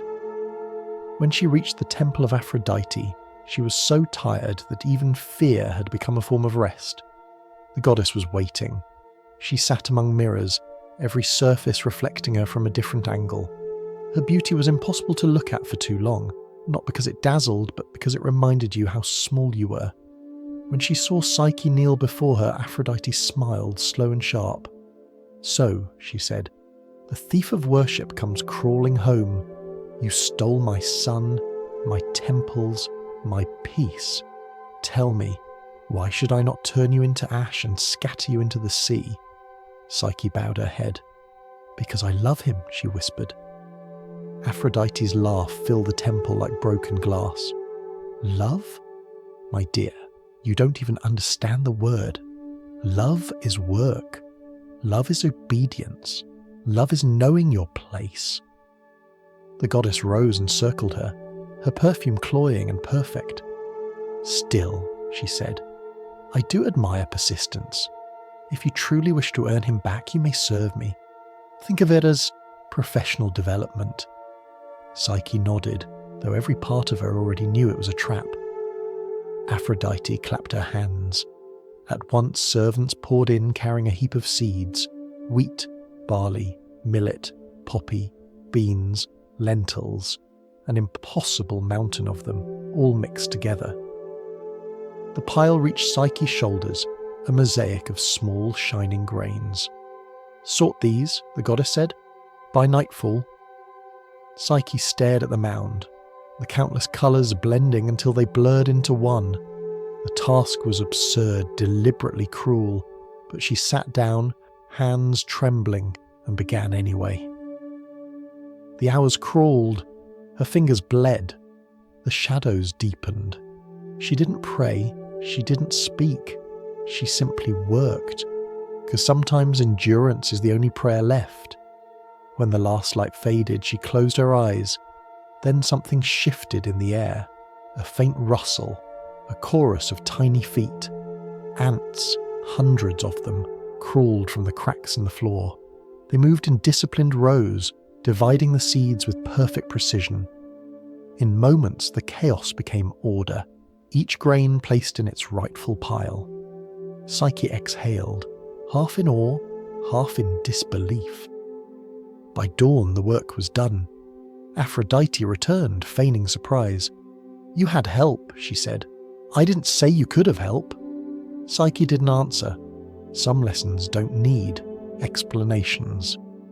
"Very well," the goddess continued, her smile growing thin. "Let's see how you manage outdoors. Go to the meadows beyond the river and bring me golden fleece from the rams of the sun." Psyche bowed again and left. She walked until the air shimmered with heat, until the grass turned to knives. Across the field grazed enormous rams, their wool glowing like sunlight made solid. They looked peaceful, until one lifted its head. Its eyes burned red, and the ground trembled beneath its hooves. The herd began to move, charging, horns lowering. She fled to the riverbank and fell to her knees. The water lapped at her feet like a patient voice. Then the reeds beside her began to sway, whispering words that sounded like wind shaped into language. "Do not cross," they said. "Wait until dusk, When the rams rest, their fleece catches on the thorns. Take what remains. Gold without blood lasts longer. She waited. When night came, the rams quieted. Their breath turned to mist. She crept forward and plucked pieces of fleece from the bushes, soft and heavy, glowing faintly in her hands. She returned to Aphrodite, who inspected the fleece with a bored expression. Acceptable, she said. Barely. But the next trial came before Psyche could rest. The goddess led her to a mountain so high, its peak vanished into clouds. From its side poured a dark river, not water, but something thicker, colder. This, Aphrodite said, is the Styx, boundary of the underworld. Bring me a vial of its water. The current will tear you apart, of course, but consider that motivation. When the goddess vanished, Psyche sank to the ground. The roar of the river filled her ears, the spray cold against her skin. She looked up the cliff, saw no path, no hope. Then a shadow moved overhead. A golden eagle descended, its wings slicing the mist. I owe him a favour, it said, meaning Eros. Give me the cup. It soared upward, straight into the storm. The wind clawed at its feathers, but it reached the stream, dipped the cup, and returned. The water inside swirled like liquid night. Be careful, the eagle warned. Some things aren't meant to be touched, even when you've earned them. The cup trembled in her hands, cold as grief. She brought it to Aphrodite, who didn't even look at it. You're harder to destroy than I expected, the goddess muttered. One more task, then, the simplest of all. Go to the underworld and bring me a box of beauty from Persephone. I've had a long week. The request sounded calm, almost casual, but Psyche understood. The underworld was not a place mortals visited twice. Still she bowed and left. At the mouth of the cave she hesitated. Then, from the shadows, another voice, soft, familiar. A tower spirit, old as stone, whispered the way. Take 2 coins for Charon and barley cakes for Cerberus. Do not eat anything below. Do not linger, and whatever you do, do not open the box. She followed the instructions exactly. The ferryman took his payment without a word. The hound accepted the cakes and closed his eyes. Persephone, queen of the dead, received her politely, her gaze gentle and unearthly. She handed Psyche the box, small and plain, sealed with a thread of gold. You carry this for her, Persephone said, but remember, beauty is not meant to be borrowed. It always costs something. The return journey was easier, but the temptation was heavier. By the time Psyche reached the sunlight, her curiosity had grown louder than reason. She thought of Eros, his wings, his eyes, the way he had left her. She thought, if I am to stand before him again, I must be worthy. She opened the box. There was no beauty inside, only sleep, soft and dark. It rose like smoke and touched her eyes. She fell where she stood, the box beside her, her breath slowing to almost nothing. The last thing she felt was the faint brush of wind across her cheek, like a wing passing by. High above, Eros felt it. The pulse that bound them shuddered, then dimmed. He spread his wings and dove toward the world below, the arrow wound on his shoulder forgotten. The god of love had one more rebellion left in him. Sleep held her like water holds reflection, still, perfect, and utterly trapped. Psyche lay in a field where dawn was just beginning to reach the edge of the world. The box of false beauty rested beside her, its lid open, the faint shimmer of dreamlike vapour still curling upward and fading into air. Her skin was cold, her breath shallow. From above she might have looked peaceful, the kind of peace that only follows surrender. Far above the clouds, Eros searched for her. His shoulder still burned where the lamp oil had scarred him, a mark that refused to heal. He had tried to forget her, to return to the quiet mischief of his old duties, loosing arrows that never felt true. But every time one struck, Every time love bloomed between strangers, it reminded him of her. He began to hate the sound of hearts beating. Even his mother noticed. "Sulking doesn't suit you," Aphrodite said one evening, watching him polish his bow without care. "You look like a poet, which is never attractive on a god." Eros didn't answer. He had learned that arguing with Aphrodite was like throwing stones at the tide. Eventually she grew bored of his silence and left him alone, which was exactly what he'd been waiting for. He spread his wings and flew downward, faster than wind, faster than regret. The air cracked behind him. Below he saw the faint glimmer of the field, the tiny shape of a body lying among the grasses, pale as moonlight left behind. When he landed, the world seemed to exhale. He knelt beside her, touched her hand, and felt the stillness beneath it. "You fool," he whispered, his voice shaking. "You opened it for me, didn't you?" Her lips didn't move, but her face was calm, as if part of her had already heard him. The faint shimmer of sleep clung to her lashes, beautiful and cruel. Eros bent over her and brushed the last of the shadow from her cheek. "If you wanted to borrow beauty," he said, "you should have asked. You never needed more than what you already were." He leaned close and kissed her, lightly, as if not to disturb the air. The darkness that had wrapped itself around her heart trembled, broke apart, and drifted away like smoke in wind. Her chest rose once, sharply. Her eyes fluttered open. When she saw him, she didn't speak at first. There was no need. Recognition moved through her like warmth returning to cold fingers. "You came back," she whispered. "I never left," he said quietly.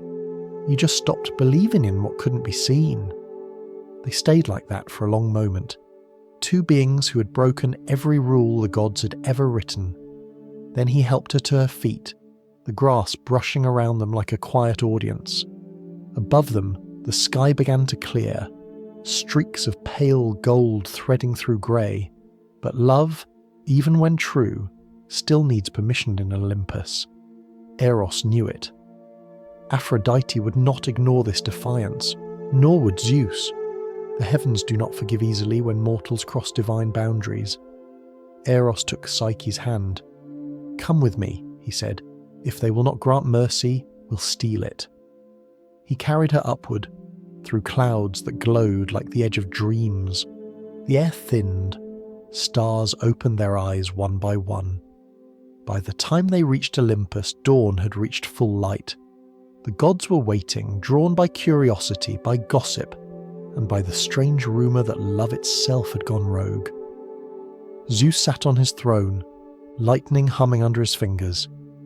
Hera watched from beside him, her expression unreadable. Aphrodite stood near the steps, arms crossed, her beauty a weapon sharpened by fury. Eros landed, still holding Psyche's hand. "Father," he said simply, "judge us if you must, but hear us first." Zeus raised an eyebrow. "You disobeyed your mother, wounded yourself with your own weapon, and brought a mortal into divine business. That's quite the resume." "I loved her," Eros said, "and she endured what no god could. If love is divine, then so is she."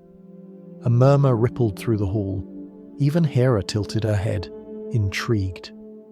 Aphrodite's voice cut through it, smooth as glass. "You call her worthy because she suffered for you? All mortals suffer. It's their one consistent hobby." Zeus considered her for a long moment, then turned back to Psyche. "What do you say, mortal? Why should you be forgiven?" Psyche's voice trembled but didn't falter. "Because I didn't ask to be loved by a god. I only wanted to understand the one who did. I failed him, yes, but I learned that love isn't perfection. It's patience. It's waking each day willing to begin again." The words hung in the air, quiet but steady. Even Hermes, lounging nearby, stopped, smirking. Zeus sighed, a sound like thunder deciding whether to strike. "Well," he said finally, "it's been a dull century. Perhaps we could use a reminder that endurance has its place among the stars. He turned to Aphrodite. You made her suffer enough. You can't claim she hasn't paid her dues. The goddess opened her mouth and closed it again. Pride is heavy, but so is the proof of devotion. Do as you will, she said, her tone light but her eyes unsteady. Zeus gestured to Hebe, the cupbearer of the gods. Bring the ambrosia. The golden liquid shimmered as it poured into a chalice, glowing like honey and starlight mixed together. Drink, Zeus said, handing it to Psyche. If love insists on breaking rules, we might as well make new ones. She lifted the cup, her hands trembling, and drank. The warmth spread through her slowly. Fire that didn't burn, light that didn't blind. Her breath deepened, her heart steadied. Mortality fell away like an old garment. When she looked up, her eyes reflected eternity, calm and clear. Eros smiled, his wings unfolding behind him. You see, he whispered, you were never less than divine. You just needed time to remember it. The gods watched in silence as the two embraced. Zeus leaned back, muttering something about young people and dramatic entrances. Hera hid a faint smile. Even Aphrodite turned away, her expression unreadable, though some say she smiled too quietly, as if remembering her own first love before divinity made her cruel. And so, Psyche became a goddess, the goddess of the soul. She and Eros built their home among the stars, a small palace where every dawn smelled faintly of spring. They had a daughter, Hedone, whose name meant delight, a word that carried the echo of every trial her mother had endured. Mortals began to whisper prayers to Psyche, not for beauty, but for endurance, for the courage to face what they loved, even when it frightened them. And in the gentle hours of night, when someone cried without knowing why, they said the goddess of the soul walked quietly beside them, reminding them that love and pain often share the same breath. The story of Eros and Psyche is not about perfection. It's about persistence, the promise that even gods can learn humility, and that even mortals can rise through grace. And when all the candles burn low, when every vow has been tested and remade, their story still lingers in the dark like the scent of warm air after rain. A reminder that love, once found, is less a gift than a discipline. It's never perfect. It only asks that you keep returning to it, even after you've burned your hands. The sea always sounded like prayer when you were young. You could stand at the edge of the cliffs and listen to it breathe, that endless rhythm of retreat and return. For a long time it felt like the only god who listened back. You were a priestess then, devoted to Athena, the goddess of reason, of order, of the calm mind. You spent your mornings sweeping the marble steps of her temple, your afternoons polishing the bronze shields, and your nights whispering gratitude into the cold stone air. Your name was Medusa. It meant guardian. Not the kind with a sword, but the kind who keeps silence sacred. You weren't born powerful, only patient. You didn't chase beauty. It grew around you quietly, the way ivy does on an old wall. Your hair was the colour of wet sand, your eyes like the dark green just before the sea deepens. People noticed, of course, they always do, but you had no time for flattery. Beauty was a thing you lent to the goddess, not something you owned. The temple smelled of salt and olive oil. Candles burned low along the altar. The marble floor stayed cool even in summer. You knew every echo of that space, where the sound of your sandals changed pitch, where the wind found a way in through the cracks. It was the one place in the world that made sense. You believed that if you kept it clean enough, prayed hard enough, the gods would stay kind.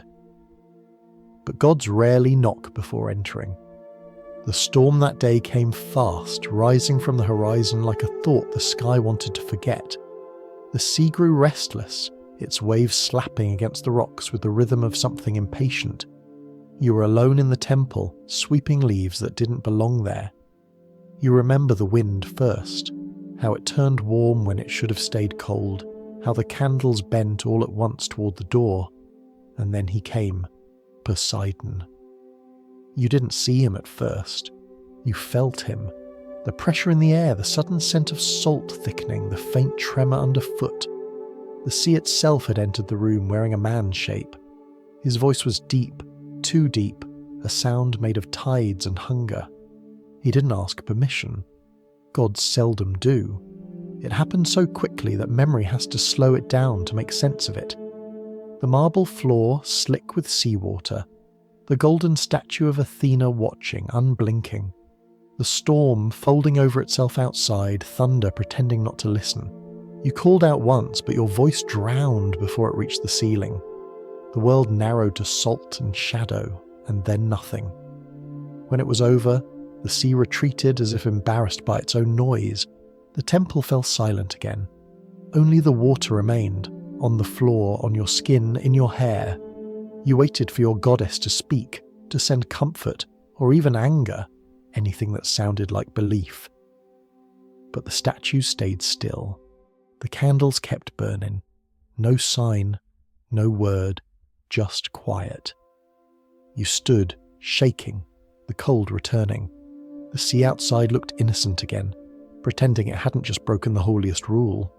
The waves kept moving, always forward, never ashamed. You wondered if this was what the gods called love, or power, or just a game they forgot to stop playing. That night, you tried to pray. You washed the altar 3 times. You whispered the hymns, each syllable tasting of dust and salt. You even apologized, not knowing for what, only that apology seemed safer than anger. But the silence that came back wasn't sacred anymore. It was empty. The next morning, whispers began among the other priestesses. They avoided your eyes. Some said they had seen the god himself leaving the temple. Others said you had invited him. The story changed shape faster than truth could defend itself. Mortals, after all, are eager to explain divine discomfort, even if it means sacrificing one of their own. By evening, the temple doors closed against you. The statue of Athena seemed to turn colder, her stone gaze a weight pressing down. You knelt before her one last time, forehead against the marble, waiting for mercy that didn't come. Perhaps you still believed she would appear, that she would see what had been done and set it right. You imagined her descending in light, hand outstretched, voice calm and clear. You imagined her saying, "You are blameless, go in peace." But the gods, it seems, prefer irony to compassion. The air thickened. A wind rose that wasn't from the sea. The candles went out.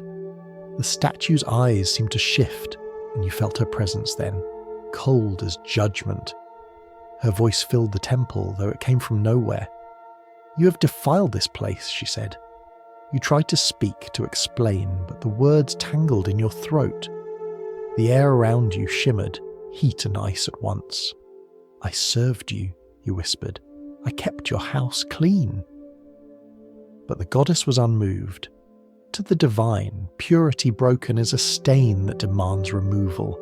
And sometimes the easiest way to erase pain is to punish the one who reminds you of it. When she vanished, the silence returned, heavier than before. You lay on the floor for a long time, listening to the echo of your own breath. Outside, the sea roared again, louder this time, as if laughing. You walked to the cliffs that night. The air smelled of brine and ash.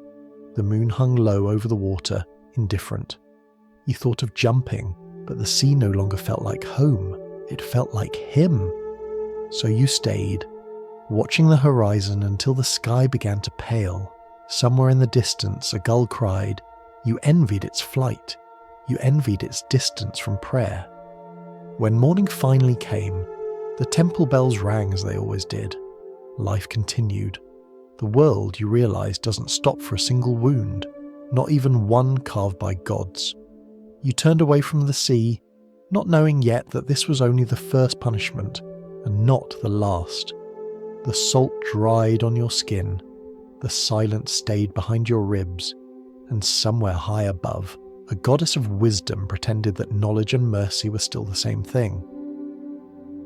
Morning found you on the temple steps, knees bruised, hands raw from scrubbing marble that would not forgive. The bells rang as if nothing had happened.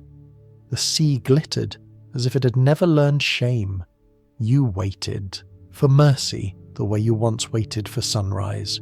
It did not arrive. Instead, the air inside the sanctuary thickened again, heavy as a closed book, and Athena's presence returned like a blade that had decided to be a verdict. You rose to meet it, because kneeling had produced only silence. The statue seemed to lean forward in the dimness. No eyes moved, no lips opened. And yet the judgment spoke with perfect clarity. Purity, once broken, must be corrected. Order, once bent, must be straightened. The words did not say who had done the breaking. They only said who would pay. Something in the air touched your scalp first, a cold ripple, like water deciding to become glass.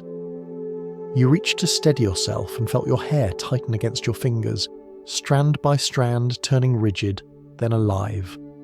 It wasn't pain at the start, it was recognition, as if your body had learned a new language too quickly, and the consonants had teeth. You staggered to the altar bowl and looked into the water. The surface showed the face you had worn all your life, the quiet mouth, the devoted eyes. Then the reflection flickered. The hair shifted.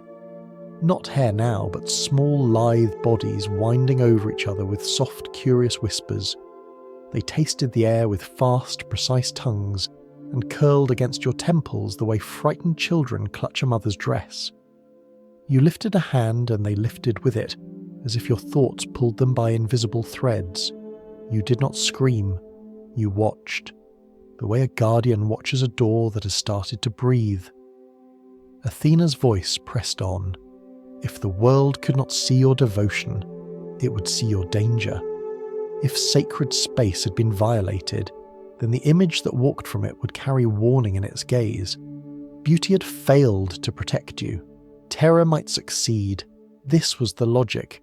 It did not feel like wisdom. It felt like the kind of justice that tidies the room by sweeping the broken glass under the rug. Your skin cooled. Your breath slowed. You felt the air harden into distance around your eyes, as if the space between you and anything else had suddenly learned to lock itself. You turned toward the doorway to call for help, and the threshold blanched. A small lizard basking on the stones stilled mid-motion, then became it. Body, tail, little front feet frozen in permanent surprise. Touching it should have been enough to break the spell. It did not move. You stepped backwards so carefully that your sandals forgot how to squeak. Candles guttered and righted themselves. The snakes laced your shoulders like calm. Fear does this sometimes. It says, make yourself smaller, and the harm will lose interest. But the harm had already chosen its mask, and it was your face. You left the temple without looking back. Outside, a woman crossed the square carrying water in a bronze jug. She saw you, and faltered. For a blink-long moment, she seemed to be two things at once, a person thinking and a statue learning how to remember thought. The jug tilted. The sun caught the rim, and then both she and the shine on the metal were stone. You covered your mouth with your hands. It did not help. That was the first lesson of the new life. Warning is not mercy. You were meant to keep men away, to keep holy places from becoming convenient, to keep order intact. But your face protected no one. It only replaced injury with absence, a defense mechanism so effective it ruined your social life forever. Word travelled. It always does. There is an enthusiasm to rumour that real truth cannot match. Fishermen swore they had seen a woman on the cliffs whose hair moved like seaweed. Children whispered that a priestess had angered a goddess and been given a mask she could not remove. Some stories said you lured men to stone on purpose. Others said you wept while the landscape hardened around you. None said you were forgiven. The city grew careful. Doors shut when your shadow passed. Priests recited the new caution in their homilies. And because the temple had to stay pure, and because the worshippers needed to believe the space was blameless, you were asked, not gently, to leave. The snakes shifted against your skin when you stepped beyond the walls.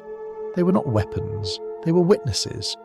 They did not bite you, they held you.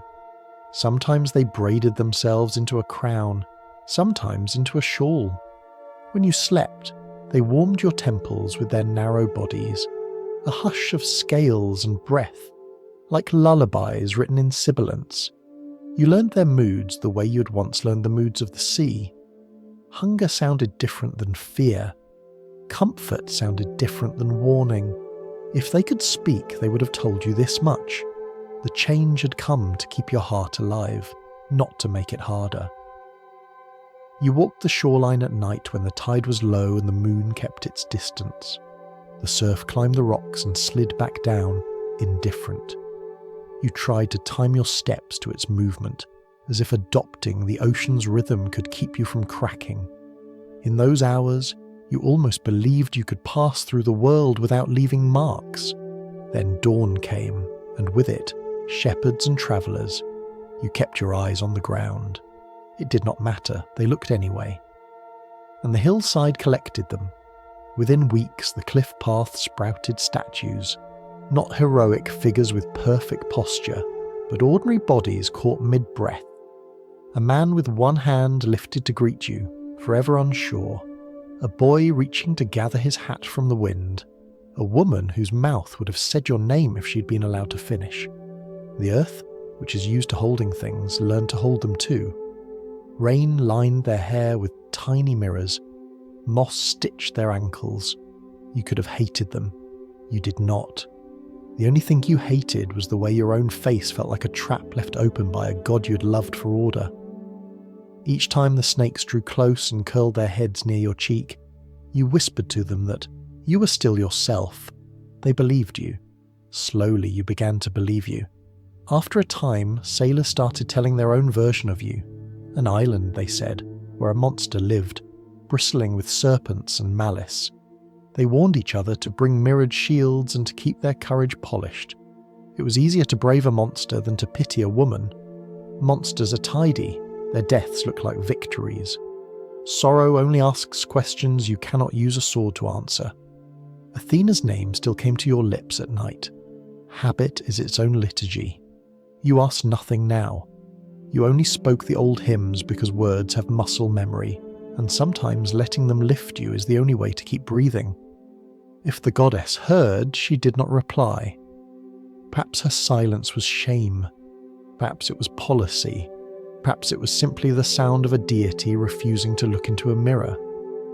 There were smaller kindnesses. Birds would land by your feet and hop away untroubled if you kept your gaze low. A fox learned your scent and brought her kits to sleep near the hem of your robe. Even the grasses found you and grew taller in the shape of your rest. The world is better at forgiveness than gods are. It has practice. You built a small shelter in a sea cave and lit it with driftwood and stolen candles. Their light softened the edges of stone, turned the walls warm. Sometimes you traced your fingers across the rock and tried to remember the smoothness of temple marble. It was not the same, but your hands learned to bless the roughness. You thought, quietly, that maybe blessing had always been this, making peace with surfaces that do not change for you. Time settled around you like distance. The statues on the cliff multiplied. Travellers began to bring offerings and leave them at the path's edge, not out of devotion, but out of fear disguised as etiquette. You took the bread and olives and left thank you stones where the gifts had been, little stacks balanced against the wind. One evening, as the tide withdrew, you saw a shadow on the far horizon, a sail where none had been, white as a promise someone else had made. You felt the snakes lift their heads at once, alert. They knew it before you did. The story had decided to send a boy.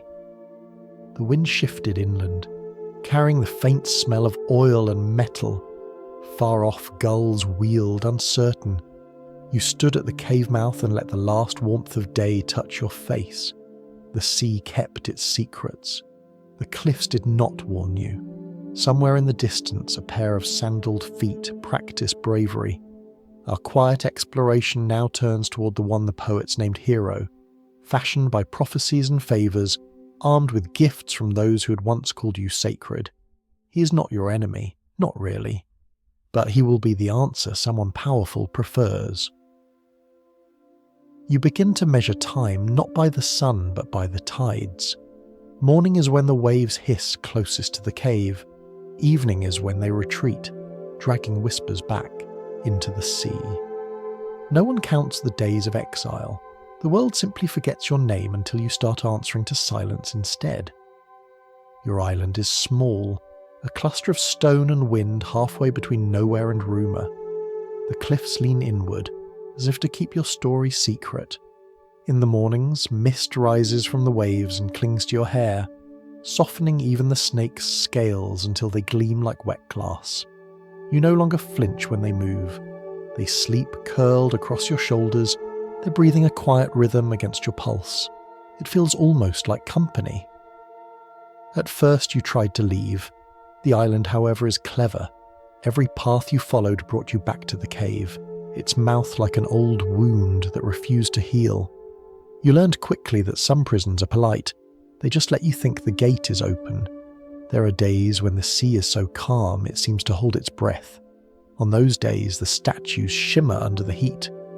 You walk among them carefully, murmuring apologies as your shadow crosses their faces. They stand in every pose imaginable.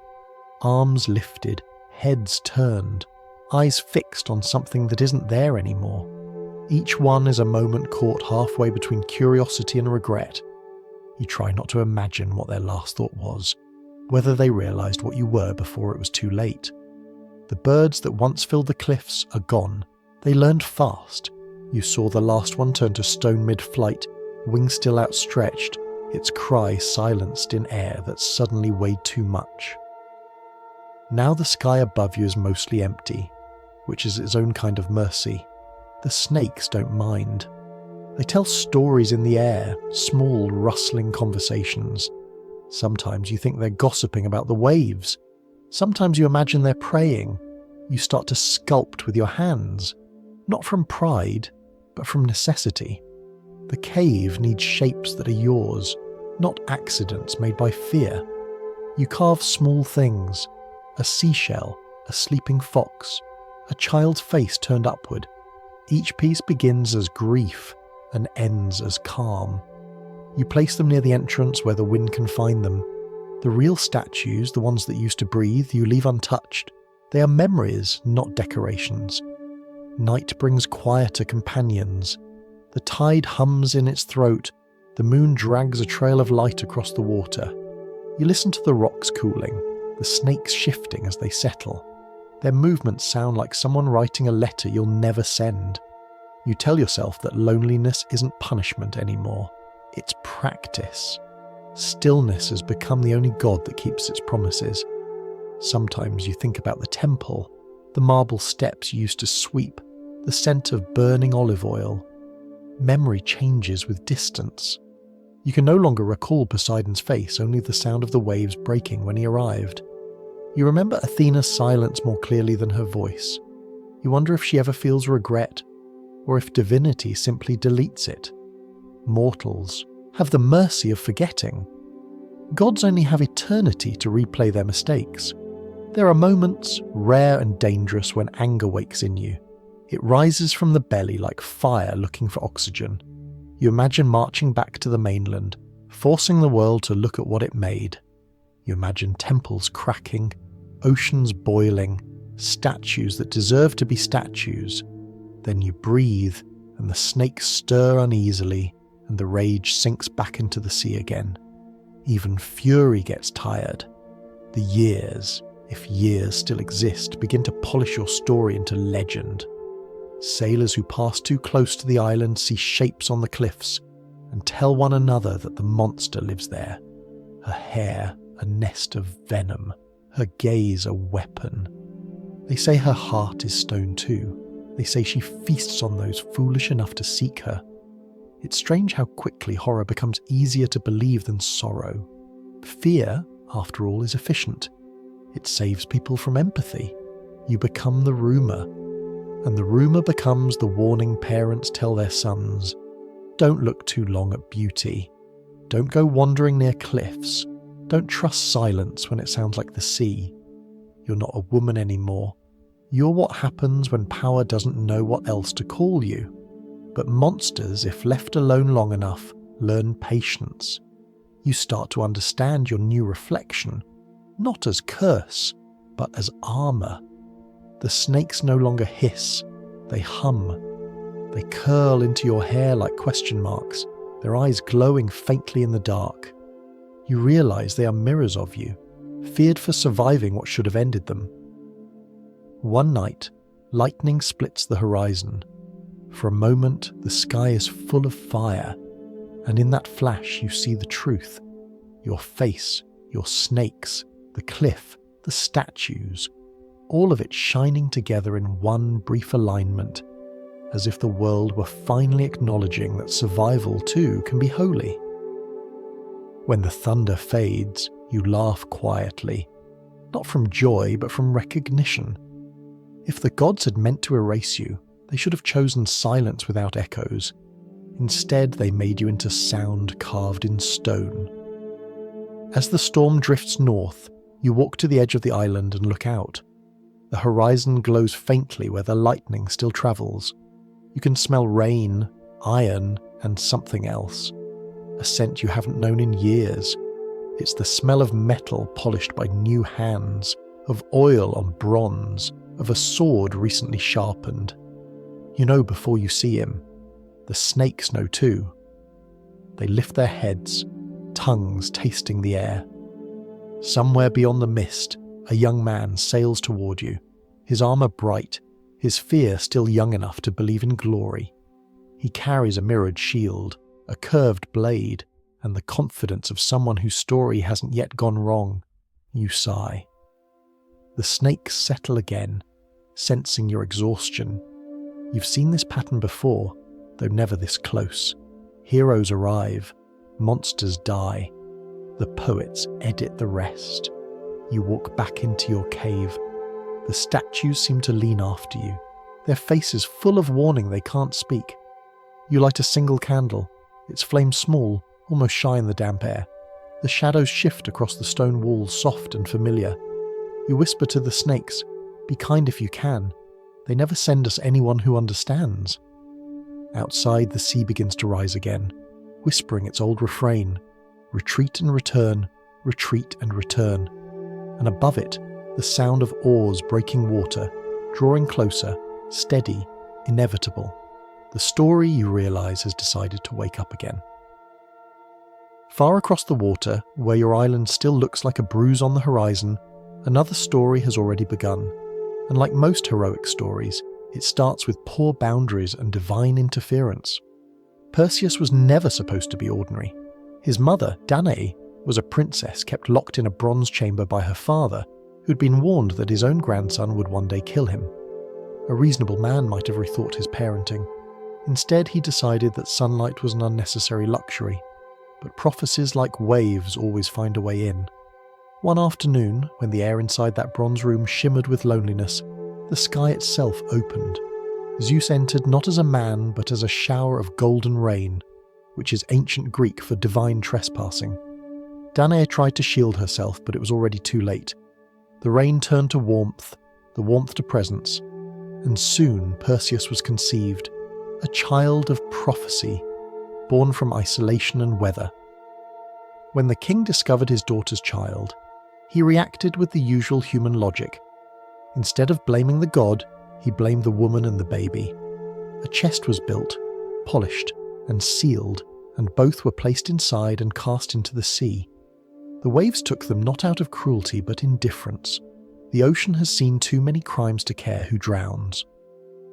Days later, the chest washed ashore on the island of Seriphos, where a fisherman found it and opened it carefully, as if the sea might still be watching. Inside lay a sleeping woman and a baby with hands clenched around nothing but air, already gripping destiny. The fisherman raised them kindly. For a time, they had peace. Years passed. Perseus grew strong, sharp-eyed, and slightly overconfident, which, in mythology, is usually the first sign of employment. The island's ruler, King Polydectes, eventually decided he wanted Danae for himself. She refused. He didn't take rejection well. Instead of risking a direct fight with her son, he decided on a subtler plan, Send Perseus on a quest so suicidal it would solve the problem naturally. He announced that he wished to marry another woman, and invented one conveniently, and demanded every man on the island bring him a wedding gift. Perseus, young and proud, promised he could bring something better than any jewel or horse. "I'll bring you the head of Medusa," he said, meaning it as a boast. The court fell silent. It's always quiet when someone volunteers for a myth. Polydectes smiled. "How thoughtful," he said. "I'll expect it soon." Of course, Perseus had no idea what he'd just agreed to. He knew Medusa's name, but not her story. He only knew what everyone knew, that she was a monster who turned men to stone, living somewhere beyond the edge of maps. The details didn't matter. Heroes in those days were manufactured more than born. The factory process was simple. Give a boy divine lineage, minimal context, a tragic backstory, and a sharp object. Stir until reckless. The gods, as always, joined the project. Athena and Hermes descended, each with an agenda disguised as guidance. Hermes brought a curved blade, light enough to swing but strong enough to cut through anything. Athena brought something stranger, a polished shield, its surface so bright it reflected the world perfectly. "Do not look at her directly," Athena warned. "Use the reflection." It sounded like wisdom, but it was really fear. The goddess who had created the curse now sent another to enforce it. She didn't mention that the creature waiting on that island had once been her priestess. She didn't mention the temple or the silence. Gods are excellent at editing history. Perseus thanked them, as heroes do, and set out. His first task was to find the Graii, 3 ancient sisters who shared one eye and one tooth between them. They were the gatekeepers of hidden knowledge, though not particularly good at time management.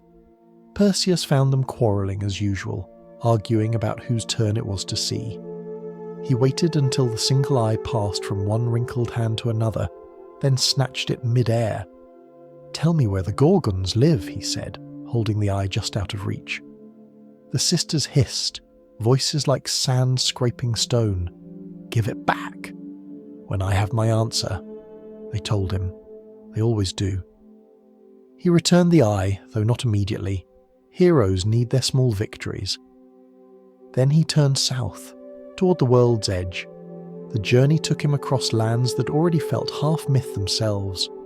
Deserts that shimmered like broken glass, forests too quiet to trust, rivers that murmured secrets to the stones. He travelled mostly at dusk, guided by the shield's dim reflection of the stars. It became his second sky. Somewhere along the way he realised what no one had warned him. Being chosen by the gods doesn't make the road safer, it only makes the destination mandatory. Every step forward tightened the story around him.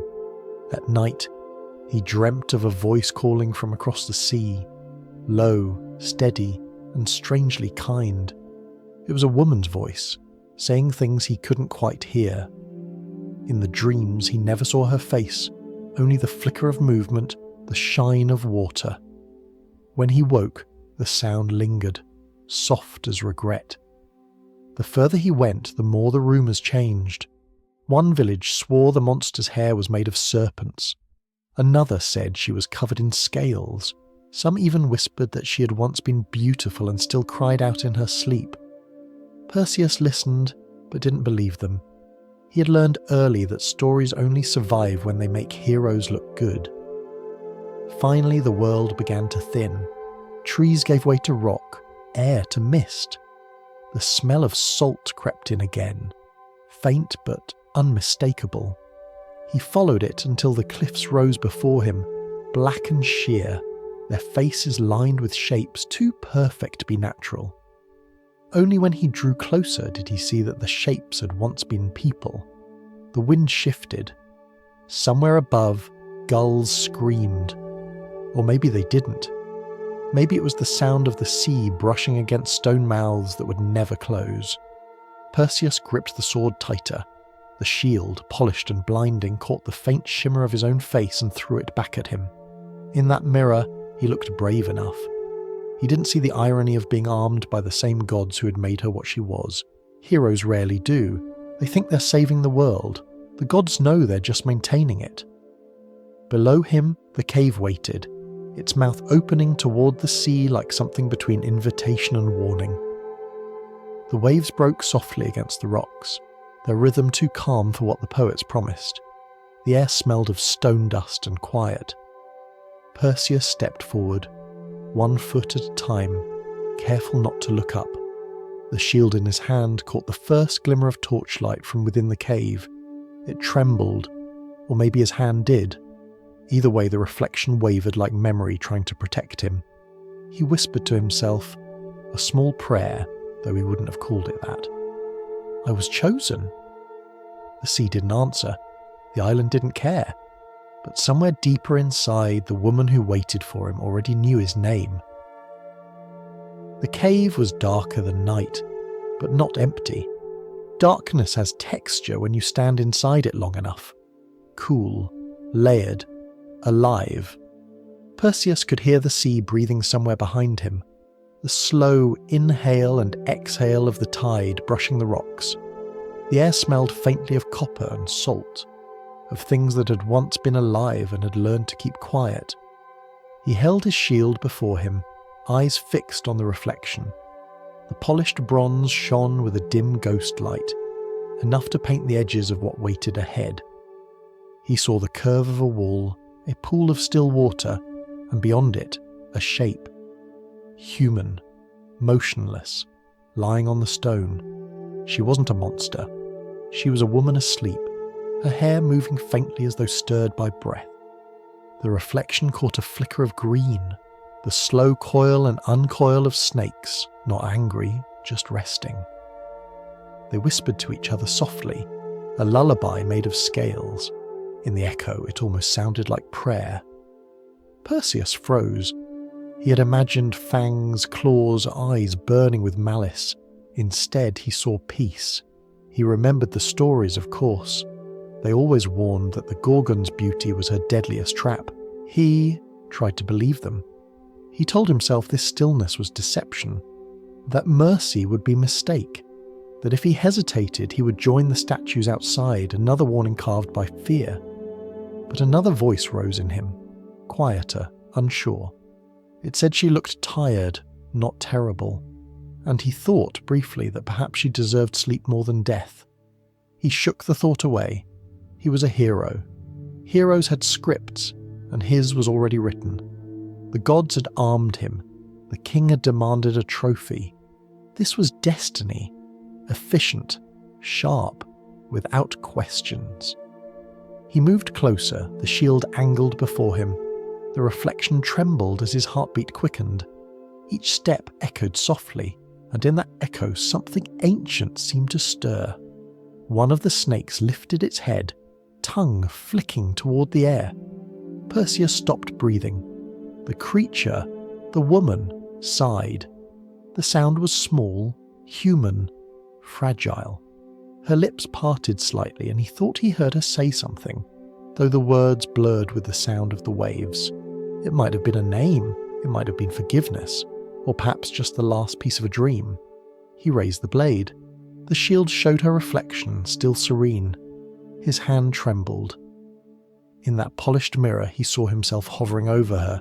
Not saviour, not hero, just another trespasser in a temple that had already been desecrated once before.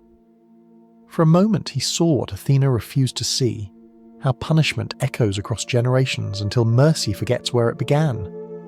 Then the sword came down, clean, swift, silent. The world didn't scream, it exhaled. The snakes hissed once, not in anger, but in confusion, and then stilled. The reflection shivered. The light in the cave dimmed. For a heartbeat, everything was weightless. Perseus stood over the body, the sword dripping gold in the torchlight. He didn't look directly. He dared not. He lifted the head carefully, wrapping it in the cloak Athena had given him, though even through the cloth he could feel the strange hum of life still moving inside. The mouth was closed, the expression calm, as if she were only sleeping under heavier air. The cave felt emptier now, but not cleaner. The silence pressed on him, a silence so total it seemed to think. He looked around at the walls, the scattered bones, the faint shimmer of minerals caught in the stone. He expected relief. He felt only the weight of misunderstanding. Outside, the sun had climbed halfway into the sky. The sea glittered. The statues, those frozen witnesses, stood as they always had. But he saw them differently now, not as warnings, as company. He sat among them for a while, the wrapped bundle heavy in his lap. The wind lifted his hair, tugged at the edges of the cloak. He could smell her still, salt, myrrh, and something wild like rain on sand. He tried to picture her alive, standing in sunlight, face uncovered, smiling perhaps. He couldn't. The stories hadn't given her that version. From somewhere far above, a gull cried, one of the few birds that dared return now that the curse was gone. Perseus stared at it, wondering if this was what triumph sounded like. It didn't feel like victory. It felt like a pause too long after the final line of a prayer. He rose. The head in his satchel shifted slightly as though reminding him it still existed. The snakes inside moved once, whispering faintly, not yet ready to die. He touched the bag and whispered, "I'm sorry." The sea didn't hear him, but maybe the wind did. It carried the words away before he could regret them. He turned back toward the horizon. The ship waited, its sail white, its crew already restless for a hero's return. They didn't know that he hadn't slain a monster. He had interrupted a dream. The journey home was long. At night he avoided looking at the stars because too many of them were shaped like eyes. He could feel the wrapped head near his feet, pulsing faintly, a heartbeat that refused to fade. Sometimes when the waves were quiet, he thought he heard whispering, not curses, but memories. A temple, a wind, a prayer that was never finished. He brought the head to the king, as promised. Polydectes laughed, the kind of laugh that thinks itself powerful. He called for the hero to unveil his prize, and Perseus, weary beyond patience, did as he was told. The cloth fell open. The king never finished that laugh. Neither did his court. The air turned still, hard and cold. When Perseus finally lowered the head again, the hall was full of statues. Perfect, terrified, mid-smile. For the first time, he understood what it meant to win. Later, when the gods summoned him, Athena was waiting. She said little, only extended her hand. He offered her the head without protest. She took it carefully as though it were a relic, not a relic of guilt, but of something useful. Her eyes gleamed in the torchlight, reflecting the same quiet efficiency as the boy she'd armed. Perseus left Olympus soon after. He never boasted of the kill. He built no temple to his triumph. He told no poets. Some victories sound wrong when spoken aloud. Years later, people would still call him a hero. The songs would say he freed the world from a monster. But every time the wind moved across a still lake, some part of him flinched, because in that trembling reflection, he always saw her face first, calm and waiting, as if sleep had simply changed a dress. Athena's temple was colder than the sea caves where Medusa had died. The marble seemed to trap the air itself, holding it in a silence that pretended to be peace. The goddess stood alone in the centre, her armour gleaming like reason made visible. When Perseus laid the bundle at her feet, she looked down, not with pity, but with the measured interest of a sculptor inspecting raw material. "Leave it," she said simply. Perseus hesitated. The cloth around the head trembled faintly, the whisper of snakes still alive. Within, "It's not a trophy," he murmured. "It's something else." Athena's gaze didn't soften. "Everything becomes a symbol, child. The only question is who gets to choose its meaning." He stepped back. She reached down, unwrapped the fabric, and there it was again. Medusa's face, eyes closed, lips calm. the faint shimmer of what might have been breath still caught in the stone. The snakes moved as if dreaming. Even now she wasn't monstrous. She was still, as she'd always been, a warning mistaken for threat. Athena lifted the head carefully and turned it toward the light. It didn't glow. It didn't hiss. It only existed quietly, under the gaze of its maker's maker. "Beautiful," Athena said, though the word didn't sound kind. Even now she refuses to be small. Then, slowly, she carried the head to her shield, the aegis, and set it there, fixing it at the centre like a mirror that only looked outward. The metal absorbed it, the snakes coiling outward into bronze. When it was done, the goddess stepped back to admire her work. It was art, yes, but it was also something else. Trauma turned to trophy, a warning remade into weapon, a story rewritten so the right people would stay comfortable. The air shifted. Hermes appeared beside her, as he often did when curiosity outweighed manners. He tilted his head. "You've given fear a face," he said. Athena didn't flinch. "I've given order protection." "From what?" She smiled faintly. "From the memory of chaos." He looked at the shield again, then at her. "You mean from guilt?" But Athena was already turning away. "History will call it wisdom." When she left the temple, the light followed her, as if unwilling to touch what remained. Perseus stood there for a while, staring at the empty space where the head had been. He tried to feel proud, to remind himself that he had done what the gods had asked.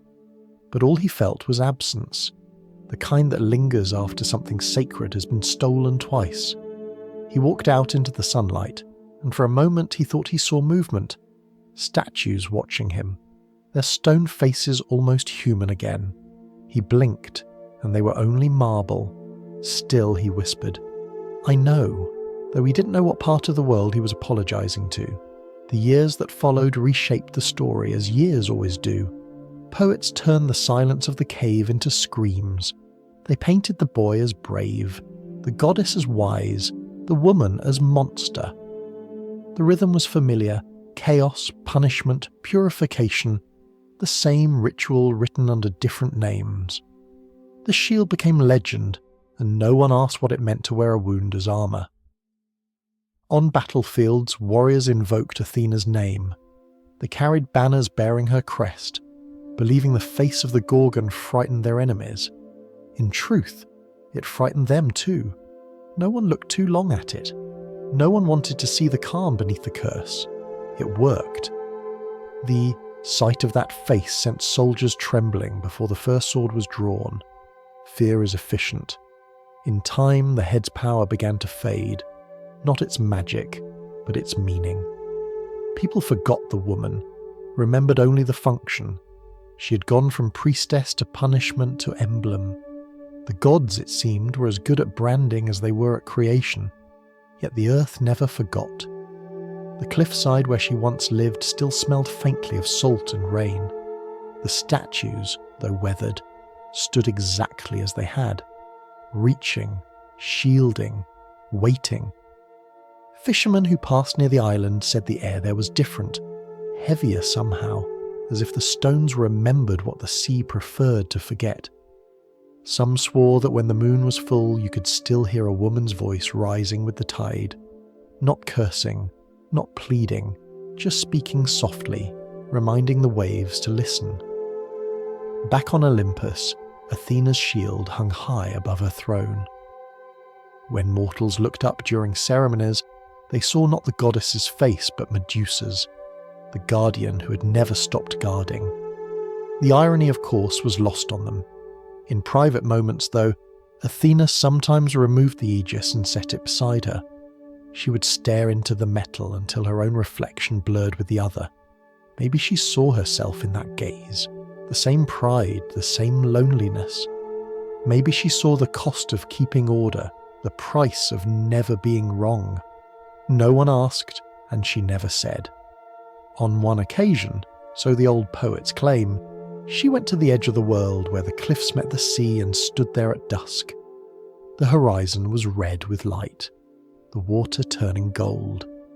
She held the shield out, letting the wind brush over it. "You were loyal," she whispered, "even after everything." Then she turned away, the shield gleaming behind her like a borrowed conscience. Mortals who saw her that evening said the sea went perfectly still for hours after she left. Not calm, listening. Centuries passed, cities fell, the temples cracked. The stories changed accent but never melody. Somewhere in the telling, Medusa stopped being real and became something else entirely, an idea too convenient to retire. Artists painted her as terror, sculptors as punishment, philosophers as metaphor. Every age remade her to fit its own fears. But beneath all the retellings, the truth stayed quiet. The kind of truth that doesn't shout because it doesn't have to. The kind that lingers in the corners of memory like a candle that refuses to go out. In that quiet, Medusa's story survived, not because of the gods who used her, but because of the humans who saw themselves in her reflection. People who had been silenced, rewritten, or turned into symbols for someone else's power. They recognized her. They built shrines, small and hidden, leaving offerings of salt and flowers. They said her name not in fear, but in thanks. And if you stand near the shore on certain nights, when the air is thick with mist and moonlight touches the water, you can almost see it. The faint outline of a woman standing at the edge, her snakes swaying like wind-blown grass, her eyes closed, peaceful again. She no longer turns anyone to stone. She doesn't need to. Her memory does the work instead. Some stories survive because they're beautiful. Others survive because they're true. This one endures because it refuses to forget.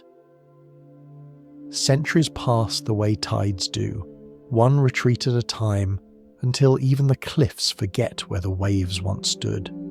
The temples crumble. The statues lose their faces to rain and patience. The gods themselves begin to fade, not because they die, but because humans stop listening in the same language. And still, somehow, the story of the woman with the terrible eyes endures. She was supposed to be a warning. Instead, she became a mirror. The painters of later ages gave her new names: vengeance, fear, temptation, justice. Each brushstroke softened the snakes, rounded the gaze, made her less a person and more an idea. The philosophers called her the embodiment of consequence, forgetting that she had once been consequence itself. The poets, desperate for beauty, turned her into tragedy that could be admired safely from a distance. And then the storytellers of the modern world arrived, polishing her like marble until her silence gleamed again. You can trace her through history if you know where to look, on the shields of soldiers who never questioned whose fear they carried, on the doors of old houses carved into bronze knockers, warding off spirits that looked suspiciously human, on coins tucked inside purses, reminders that even wealth prefers a little protection from its own reflection. Everywhere she appeared, people said she kept them safe. No one asked who would keep her safe in return. Eventually, the gods who had once used her as decoration grew quiet. Zeus's thunder no longer frightened sailors. Athena's temples became museums. Hermes turned into a story about language. Poseidon into a word for storms. Even Aphrodite, patron of every mistake disguised as passion, learned to live inside perfume bottles instead of altars. But Medusa remained, not as worship, but as memory, an afterimage burned too deeply into the collective eye to ever fade completely. People still feared her, of course. Fear is faithful. Yet over time, the fear changed shape.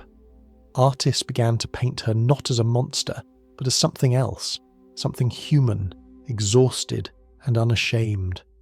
The serpents became symbols of wisdom, of change, of survival.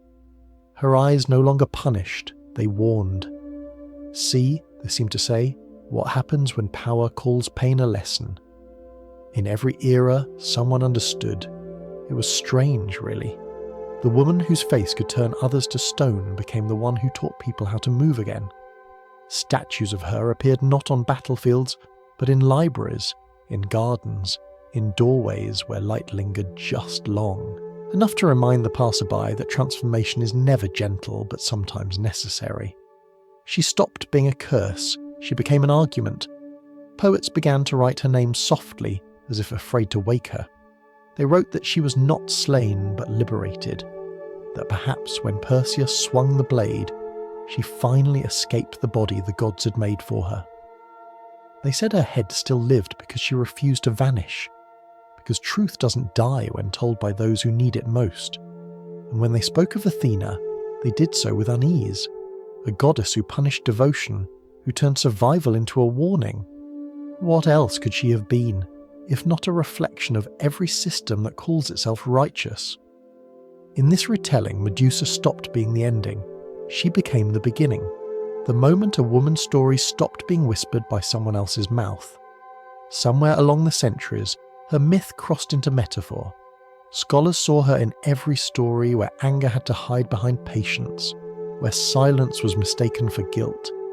Pain found in her a language that didn't need translation. She became the face of every person rewritten by those in power, every voice reduced to rumour. When people marched for their own lives centuries later, they carried her on banners, painted her on walls, wore her gaze on their shirts. It wasn't vengeance anymore, it was recognition. Sometimes, late at night, when museums go dark and the last visitors have gone home, the curators say you can feel it, the faint hum of eyes still watching. In some corners, old marble still remembers warmth. It isn't magic, just memory doing what it does best, refusing to stay quiet. Even the air, heavy with dust and varnish, seems to breathe differently around her image. The snakes, caught forever mid-motion, look ready to whisper again. The irony is that Medusa never asked to be remembered. She only asked to be believed. What she received was endurance instead, a kind of immortality that even gods envy. The gods fade when people forget to fear them, but mortals remember each other in ways the divine can't understand. A god needs worship, a human needs witness. Medusa accidentally became both. If you stand before her statue today, in any museum or old stone ruin, something strange happens. You look into her eyes and for a heartbeat, you see your own face reflected back, not as punishment, but as possibility. You feel the same stillness that Perseus must have felt, but without the sword, without the fear. The silence she carries isn't meant to freeze you. It's meant to hold you still long enough to notice what survives when everything else is gone. The world around her keeps changing. Languages, politics, the names of gods, but her expression doesn't. It doesn't need to. It already knows how stories repeat themselves. She has watched the same cycle turn over and over. Violation, judgment, exile, transformation. The faces change, the pattern doesn't. That is why she endures. Not because she was a monster, but because she was the only one who understood what monsters truly were. And maybe, if you listen closely, you can hear her laughter now. Low, tired, but amused. The kind that comes from knowing how everything once meant to destroy you eventually runs out of imagination. The kind of laughter that sounds a little like the sea at night. In the end, no one ever really looked at her and lived. Not because her gaze killed, but because it made them see too much. It showed them the cost of their comfort, the thin border between victim and villain, the soft hum of guilt beneath divine order. That's what the poets missed. That's what the statues remember. So she keeps watching.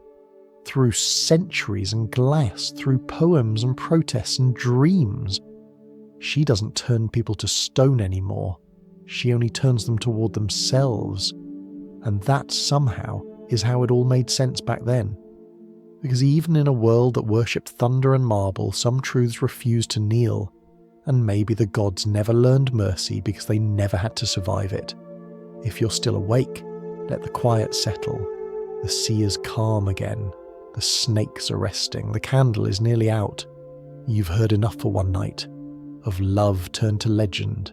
Of faith turned to stone. Of silence turned to story. Sleep well. The myths will keep watch.